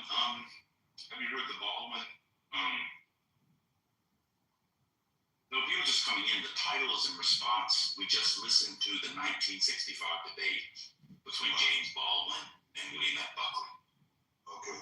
So that's where it comes from. So my daughter coming in saying that is preposterous, as per usual. Chat Warrior comes in, just says stuff, there's another context. But I appreciate your submission, man. It's all good. Who do you agree with, James Baldwin? No, in that debate, I agreed more with Baldwin than Buckley. Although I thought Buckley had some good bars. But overall, especially in the 1960s, you know, the 100 years since emancipation, so it's perfectly 100 years. The debate was 1965, emancipation was 1865. I would definitely say Jim Crow segregation allowed for the American dream to be perpetuated on the backs of the Negro. Absolutely. Look at this person. This woman is calling me a lint licker and telling me to read Souls of Black Folk, W.B. Du Bois' unique collection of essays from 1903, which came from what? A bunch of essays he had written earlier, mainly published in the Atlantic, that first came out in Dow Press in 1903, which begins with what? The Faith of the Fathers. Of course, says the overture where he lays out double consciousness and ends on his very famous essay on what? The spirituals, and of course has the personal eulogy of the son of the passing on the first board. Also includes a short story on the coming of John, you mean that one, or of the third chapter of Book of Mr. Washington, and his saying, ma'am, I'm not the one to come for on this intellectual tip on the ass. You just Googled that, sir. You're right, I Googled all that. You're right. Ma'am, I'm not the one to come for. Your mother is the mother of a crackhead. Get off the crack. Otherwise, we can send you to a crack home where you belong. This is not a microaggression. This is a macro. You're a crackhead who gives hand jobs for $10 vials of crack. Damn, $10. I may act like a white bitch. My home suggests I'm white as well. That's why you're in a one-bedroom Cold War efficiency by yourself when your best friend is your Rose. He's also your boyfriend.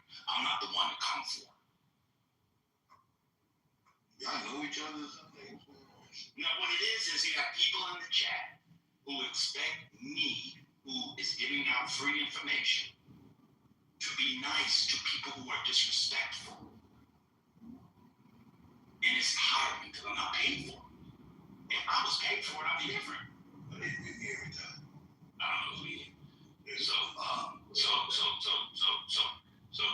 if I was paid for it, it'd be a different thing. And all we have on here is words. But people like Britt don't have the words. Words. And it's great line to Polonius when Polonius asks him what the book he's reading. The great answer is words. I got the words. I got the bars. I can speak the speech as I pray you, tripping me on the tongue. I'm one of these black people that actually is into the rap, the hip hop, the poetry of all sorts. Yeah, I can eat up most of Paulus. But Bree expects me to teach for free. Here she goes. It's not. It don't cost nothing to simply edify. First of all, she's trying to sound more intelligent than she is by using edify, which is semantically, that's not how we use it, and also pragmatically, linguistically on the one hand. And then she had to mix in what? Her ebonics. Why don't you come up here and spend your time, I'm at work, for free while being disrespected by dummies every day? So this is no payment, condescension. Take it or leave it. Just like your payment is $10 when you get an hand job, so you go down to 7-Eleven and get what? A Slurpee, a pack of Rolls, and a $5 bottle of crack. Lisa, question. You talked about. Looking corny if you have the ability. Candy, I was talking. Let me get my thing out, please. Thank you. Yeah. And I cared about as much as he cared about the fucking audience. Alright? Candy, I'm being nice. It's a fucking freestyle since you're rude. Candy, I'm being nice. I don't have to be nice. I guess she want to get dragged too. She's another crackhead.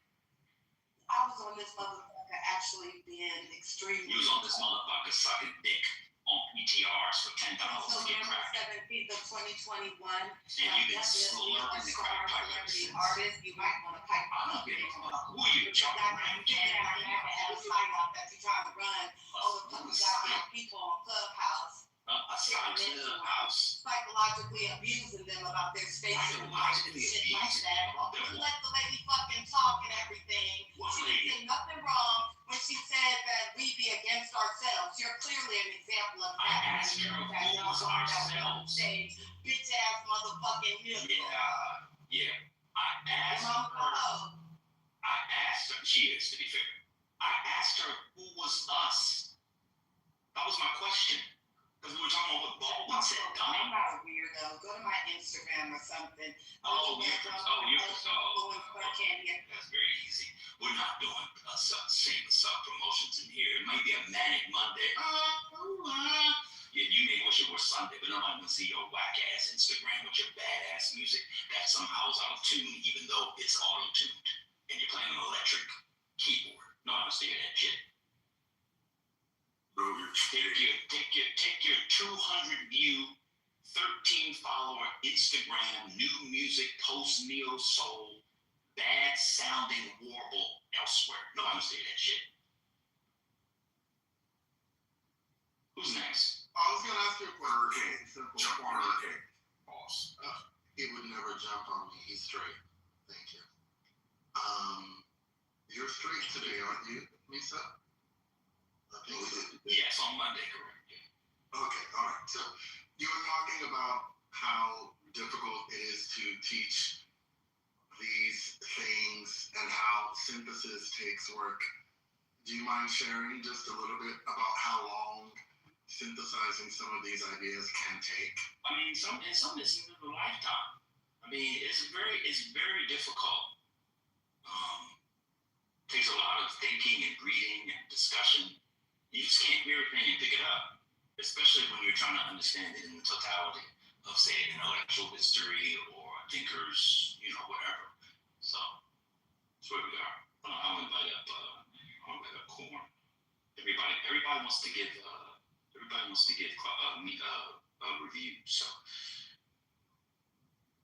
bring up Brother Corn or Sister Corn.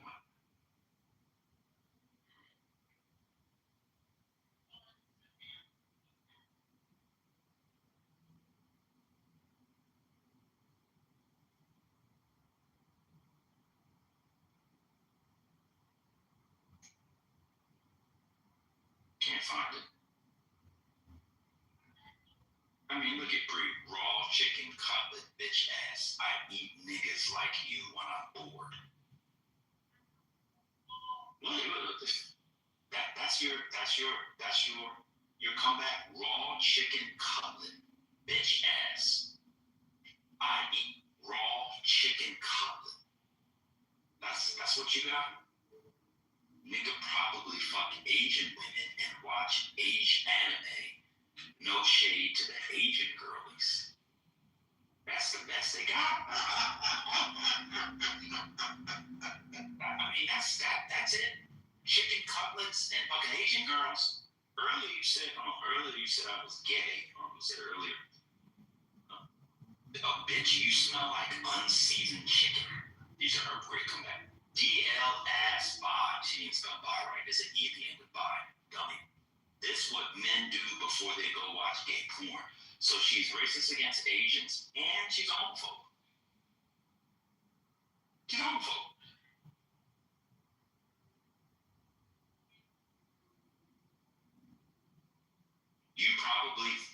She thought insult was to say you fuck Asian women and watch anime and then say no shade to the Asian girlies.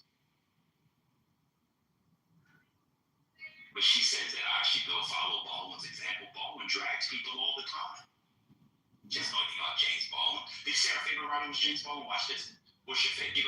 Watch this. Give us your 3 favorite writings by James Baldwin. I bet you she can't come up with 3. What's her favorite writer? Watch this.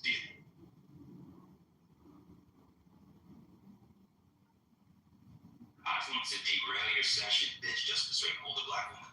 How did I disrespect a woman by asking her who was us in her question? So now, this is how dumb Bree is. Asking for clarification is disrespecting somebody. You people are really dumb. But swear yourself. Bree is the Amanda Seals of Clubhouse. That's what she is. That's how dumb she is. She's the Amanda Seals of Clubhouse.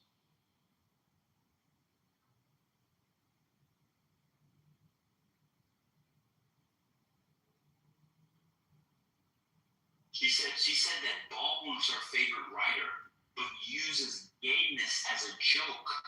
So if someone that says Baldwin's her favorite writer, but uses homophobia to insult people. That's how dumb she is. How can Baldwin be your favorite writer if you're a homophobe? Dummy.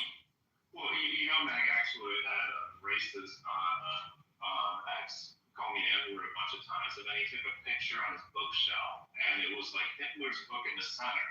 But right next to it was 50 cents, 50 rules, the balls of power. So, he could have it.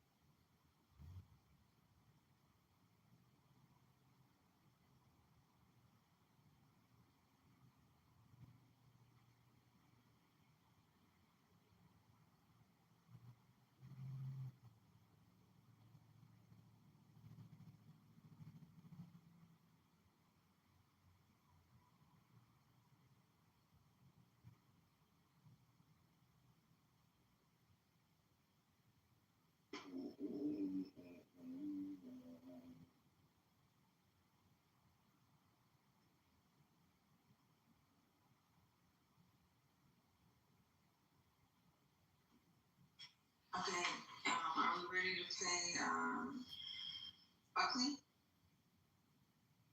Okay.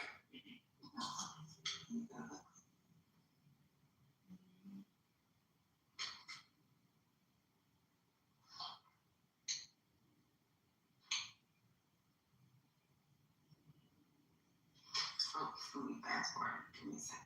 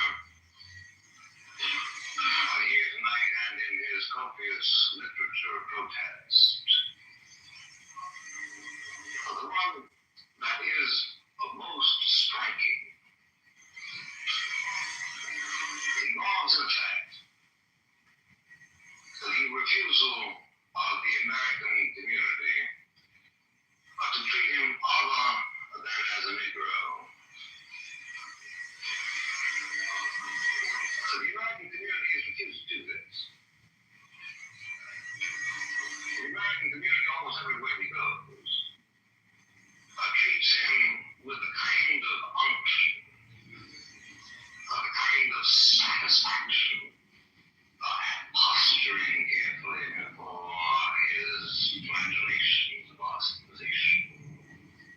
That indeed, quite properly, commands the contempt which he so eloquently showers upon us. It is impossible in my judgment to deal with the indictment of Mr. Baldwin unless one is prepared to deal with him as a white man.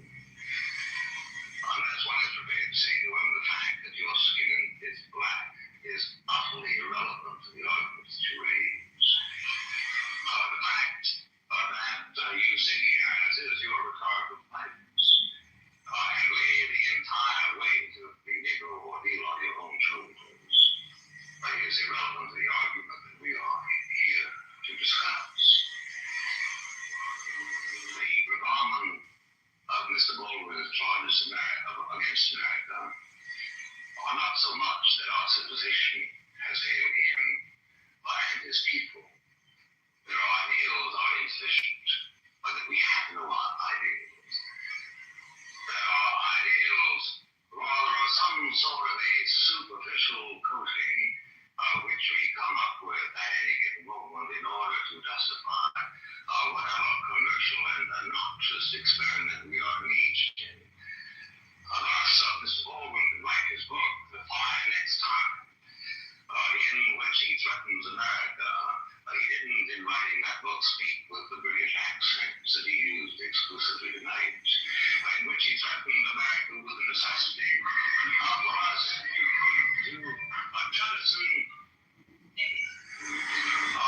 to jettison our entire civilization. The only thing that the white man has that the Negro should want, he said, is power. And he is treated from coast to coast in the United States with a kind of omnibus.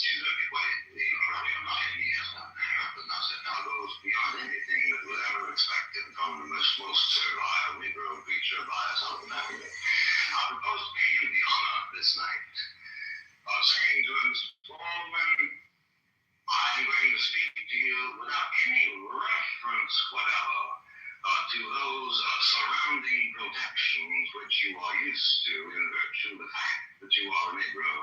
And here we need to ask the question, what in fact shall we do about it, Mr. President? What shall we in America try to do? For instance, to eliminate those psychic humiliations which I join Mr. Baldwin in believing are the very worst aspects of this discrimination. You found it a source of considerable mirth to laugh away the statistics of my colleague, Mr. Mercer. I don't think they are insignificant. They are certainly not insignificant in a world which attaches a considerable importance to material progress. It is, in fact, the case that seven-tenths of the white income of the United States is equal to the income that is made by the average people. I don't think this is an irrelevant statistic, ladies and gentlemen. It takes a capitalization of $15,000, $16,000, $17,000 per job in the United States. This is a capitalization that was not created exclusively as a result of Negro travail. My great-grandparents worked too, presumably yours worked also. I don't know anything that has ever been created without the expense of something. All of you who hope for a diploma here are going to do that at the expense of a considerable amount of effort. And I would thank you, please not to cry the fact that a considerable amount of effort went into the production of a system which grants a greater degree of material well-being to the American Negro than that is enjoyed by 95% of the other peoples of the human race. Even so, to the extent that your withering laughter suggesting here that you found this a contemptible observation, I agree. I don't think it matters that there are 35 millionaires among the Negro community. If there were 20 million millionaires among the Negro community of the United States, I would still agree with you. And we have a dastardly situation. But I'm asking you not to make politics as the crow flies, to use the fleeted phrase of Professor Oakeshott, but rather to consider what in fact is it that we Americans ought to do. What are your instructions that I'm to take back to the United States? I want to know what it is that we should do. And especially I want to know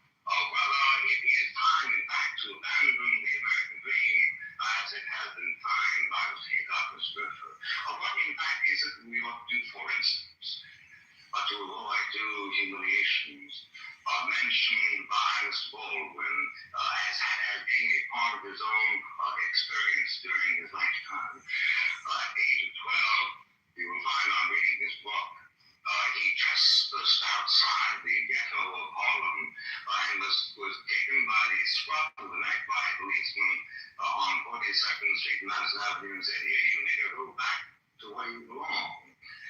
15, 20 years later, he goes in and asks for a Scotch whiskey at the airport at Chicago and is told by the white woman that he's obviously underage and under the circumstances cannot be served. I know from your faces that you share with me the feeling of compassion and the feeling of outrage that this kind of thing should have happened. What in fact are we going to do to this policeman? And what in fact are we going to do to this woman? How are we going to avoid the kind of humiliations that are perpetually visited on members of a minority race? Obviously, the first element is concern. We've got to care that it happens. We've got to do what we can to change the order and move the moral order of society in such fashion as to try to make it happen less and less. Let me urge this point to you, which I can do with authority, my friends, the only thing that I can tonight, and that is to tell you that in the United States, there is a concern for the Negro problem. Now, if you get up to me and say,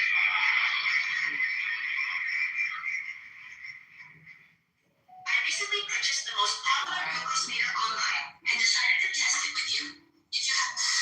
if you get up to me and say, well, now, is there concern that we, students of Cambridge, which are with the fellow home, all I can say is I don't know. It may very well be that it's some sort of a sunburst of moral enlightenment that has hit this community, so as to make it predictable that if you were the governors of the United States, the situation would change overnight. I'm prepared to grant this as a form of courtesy, Mr. President. But meanwhile, I'm saying to you that the engines of concern in the United States are working. The presence of Mr. Baldwin here tonight is in part a reflection of that concern. You cannot go to a university in the United States, a university in the United States presumably also governed by the Lord spiritual as you are, in which Baldwin is not the toast of the town. You cannot go to a university of the United States in which practically all other problems of public policy are preempted by the primary policy of concern for the Negro. I challenge you to name me another civilization, anytime, anywhere in the history in which the problems of a minority, which have been showing considerable material and political advancement, is as much a subject of dramatic concern as it is in the United States. Let me just say finally, ladies and gentlemen, this. There is no instant cure for the race problem in America. And anybody who tells you that there is a charlatan and ultimately a boring man. Boring precisely because he is then speaking in the kind of abstractions that do not relate to the human experience.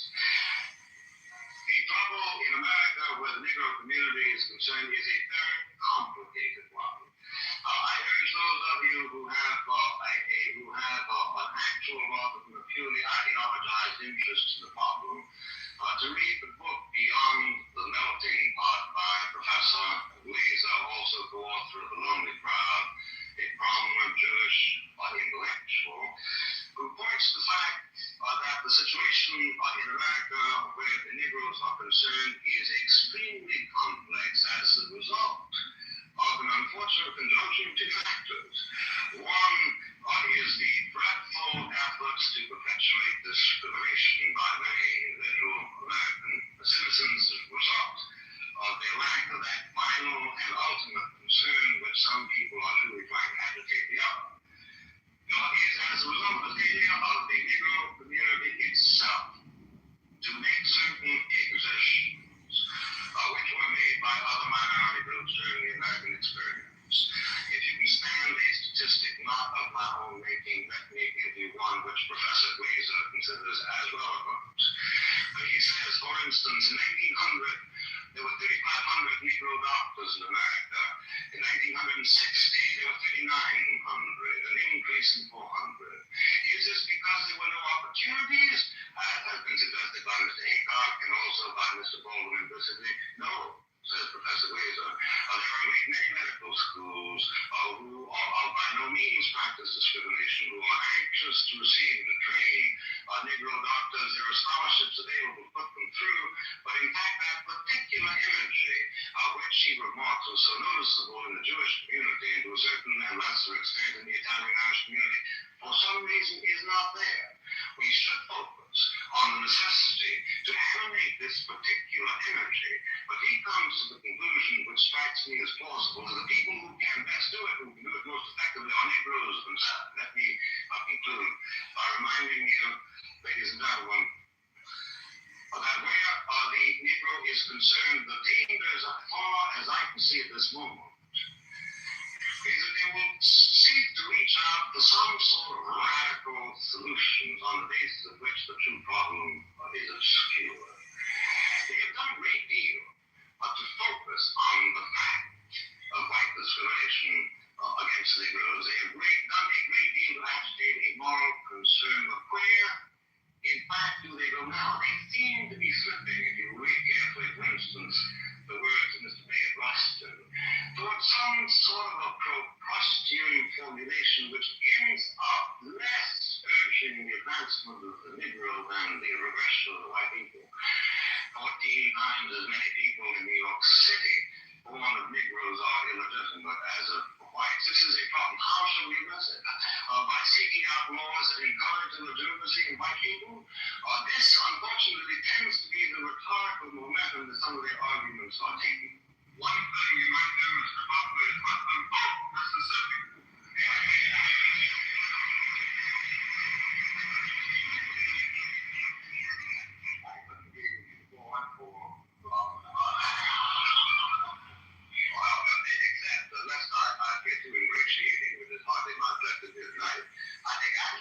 I think actually what is wrong in Mississippi, sir, is not that not enough Negroes are voting, but that too many white people are voting.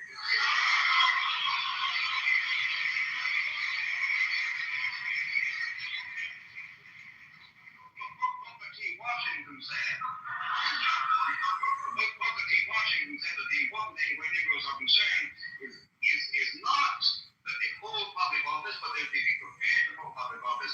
Not that they vote, but that they be prepared to vote. What are we going to do with the Negroes? Having taught the Negroes in Mississippi to despise Barnett, shall we then teach them to emulate their cousins in Harlem and adore Adam Clayton Powell Jr.? It is much more complicated, sir, than simply the question of giving them the vote. If I were myself a constituent of the community in Mississippi at this moment, what I would do is vote to lift the standards of the vote so as to disqualify 65% of the white people who are present. Not simply to give them.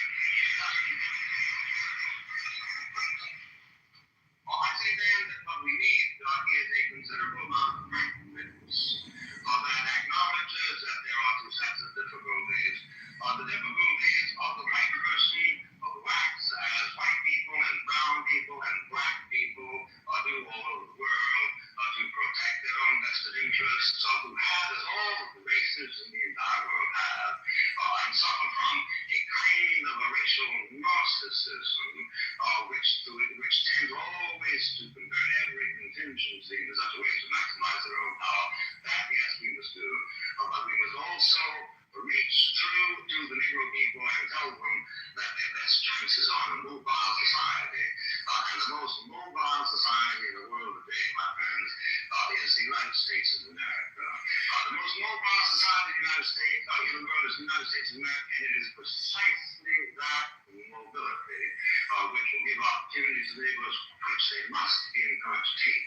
But they must not, in the course of their ordeal, be encouraged to adopt the kind of cynicism, the kind of despair, the kind of iconoclasm that is urged on by Mr. Baldwin in his recent works.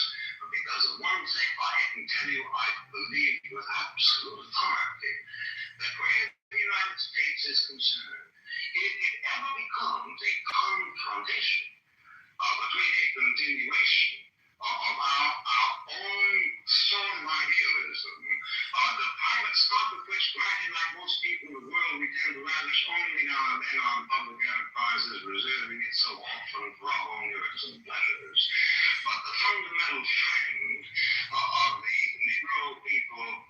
in the United States is the good nature, and is the generosity, and is the good wishes, is the decency, the fundamental decency that you lie at the reserves of the spirit of the American people. These must not be laughed at, and under no circumstances must it be laughed at, and under no circumstances must America be addressed and told that the only alternative to the status quo is to overthrow that civilization which we consider to be the faith of our fathers, the faith indeed of your fathers. This is what must animate whatever meteorism must come, because if it does finally come to a confrontation, a radical confrontation between giving up what we understand to be the best features of the American way of life, which at that level is indistinguishable as far as I can see from the European way of life, then we will fight the issue. And we will fight the issue not only in the Cambridge Union, but we will fight it as you were once recently called to do on beaches and on hills and on mountains and on landing grounds. And we will be convinced that just as you won the war against a particular threat to civilization, you were nevertheless waging a war in favor of and for the benefit of Germans, your own enemies, just as we are convinced that if it should ever come to that kind of a confrontation, our own determination to win the struggle will be a determination to wage a war not only for whites, but also for Negroes.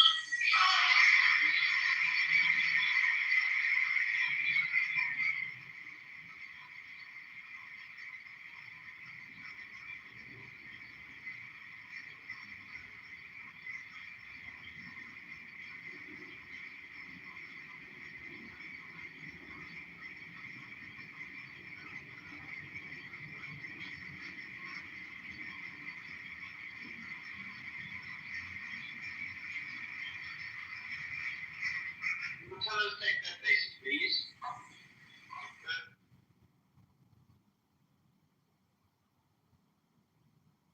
Alright, that was Buckley's response. Many people, Nathan, 84 others seem to have a lot to say about it. So why don't you guys talk?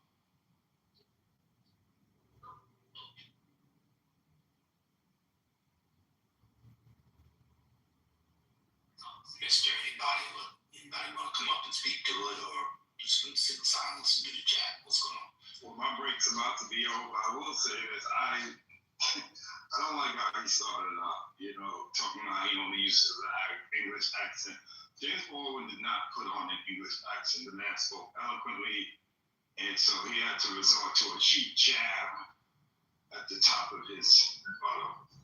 So I'm joking, right? Devon, you're joking.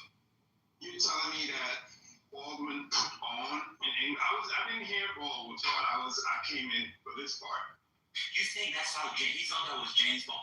And then he rode.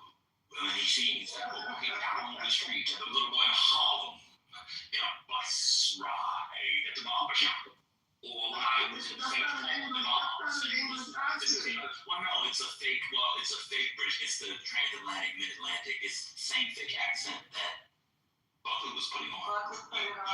You honestly think that's how a boy who was born and raised in Harlem in the 1920s and 30s of the Great Depression, who comes out of the Pentecostal church, really as I was finishing another country, I decided to move from St. Paul to Harlem. But you've heard Baldwin before. You think that's how Baldwin really talked? Whenever he spoke, I don't know if I'm a transatlantic accent. I don't know. I just go. You're from New York. You're from New York. What New Yorker, old or young, have you ever heard talk like James Baldwin? Never.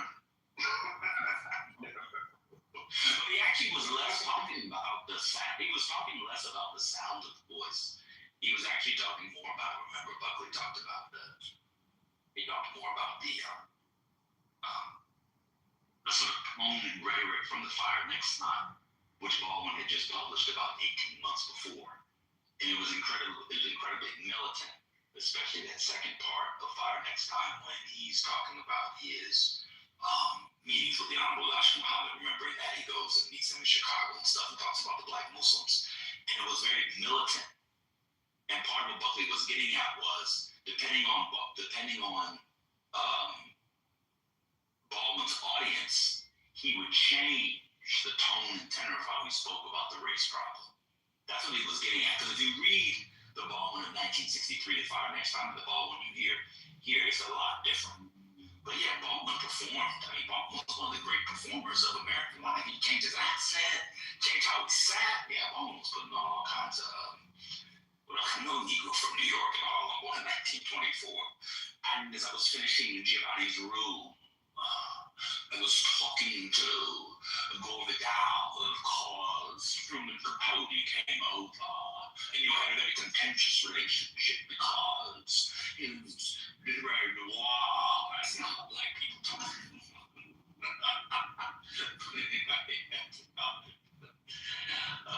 But yeah, Nathan, Nathan does not chat GPT, so yeah, Nathan, I definitely chat GPT all of that. I just go to chat GPT and type it in and then read it real fast. But anybody else on the Buckley thing, I'll stop talking. I'll stop this moment. Buckley was a piece of shit, from my viewpoint. Excuse my French. What made him a piece of shit? During that time frame in the 1950s and during that era, to not just see how white supremacy literally had Jim Crow laws during that time period and oppressed black people was the same to me to say, hey, I said black people just go right to the bank and just, be like, oh, okay, come on here, we'll get you a job here. Like, it's insane that we have these type of things, to raise the impacts of Jim Crow currently, afterwards. When did he say that? What happened? You're a little muffled. Can you get a little muffled? Can you? Yeah, so I was just looking up the history about Buckley and things like that, things he said, maybe not in that debate, but what he believed was the despicable things. And he actually benefited from it, from Southern white donors and things like that. Like, he financially benefited from being against the movement. Right, but from the debate we just heard, did you want to respond to his rebuttal, or? I think he was taking it as seriously. He also stated that the danger of our environment, which is completely false. We don't really have a history of that type of element in the country, especially during that time period. But he was making not taking it seriously, is what I'm saying. Did you say we have a history of what? We don't have Black Americans, we don't have a history of that type of element of violence that he was trying to say a danger. I don't know if we were coming to government, he stated it's dangerous. He made that statement. So the debate was in 1965. You don't think there was a rise of Black militant groups and militancy that white people were nervous about? Are you familiar with the Nation of Islam? Yeah, the Nation of Islam, the Black Panther movement, but Black Panthers hadn't started yet. Okay, well, yeah. So, but those groups were in government. They weren't running for it. So he was just stating the fact that overall, that is a danger. I'm not saying that everybody was not. Did you say the Nation of Islam was in government?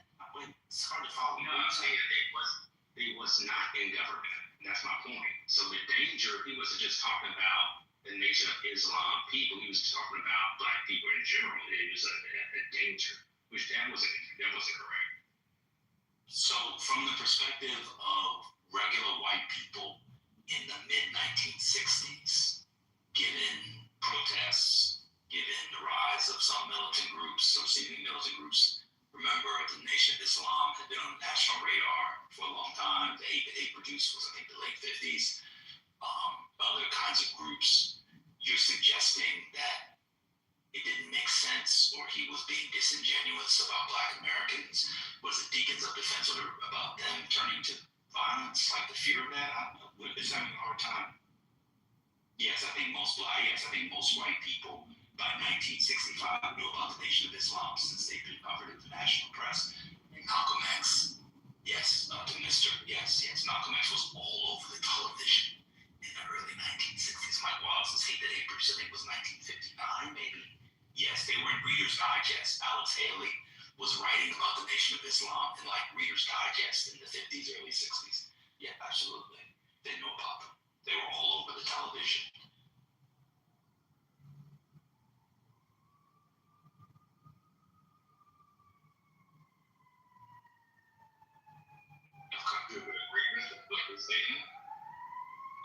Well, no, I don't agree. I mean, it's not a matter of what I agree. I understand why he would say it rhetorically. Like, it makes total sense to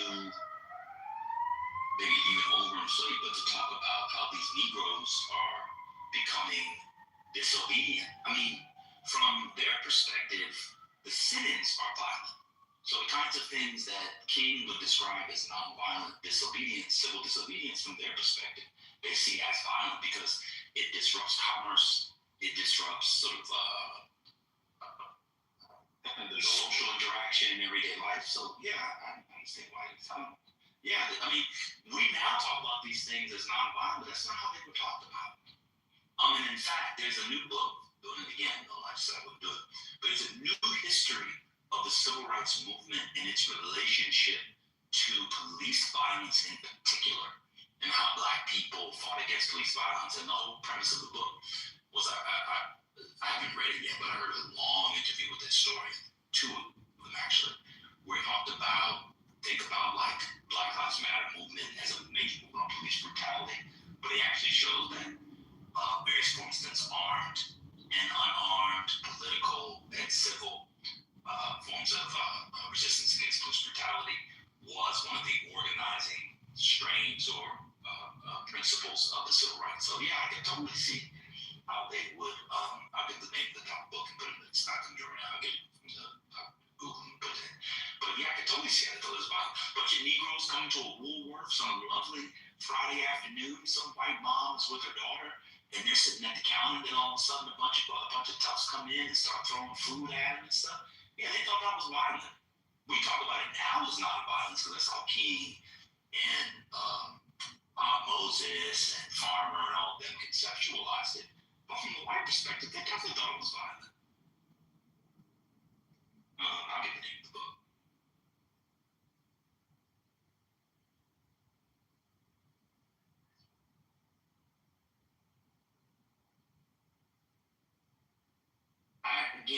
Why would you say they didn't take the debate seriously? I don't understand.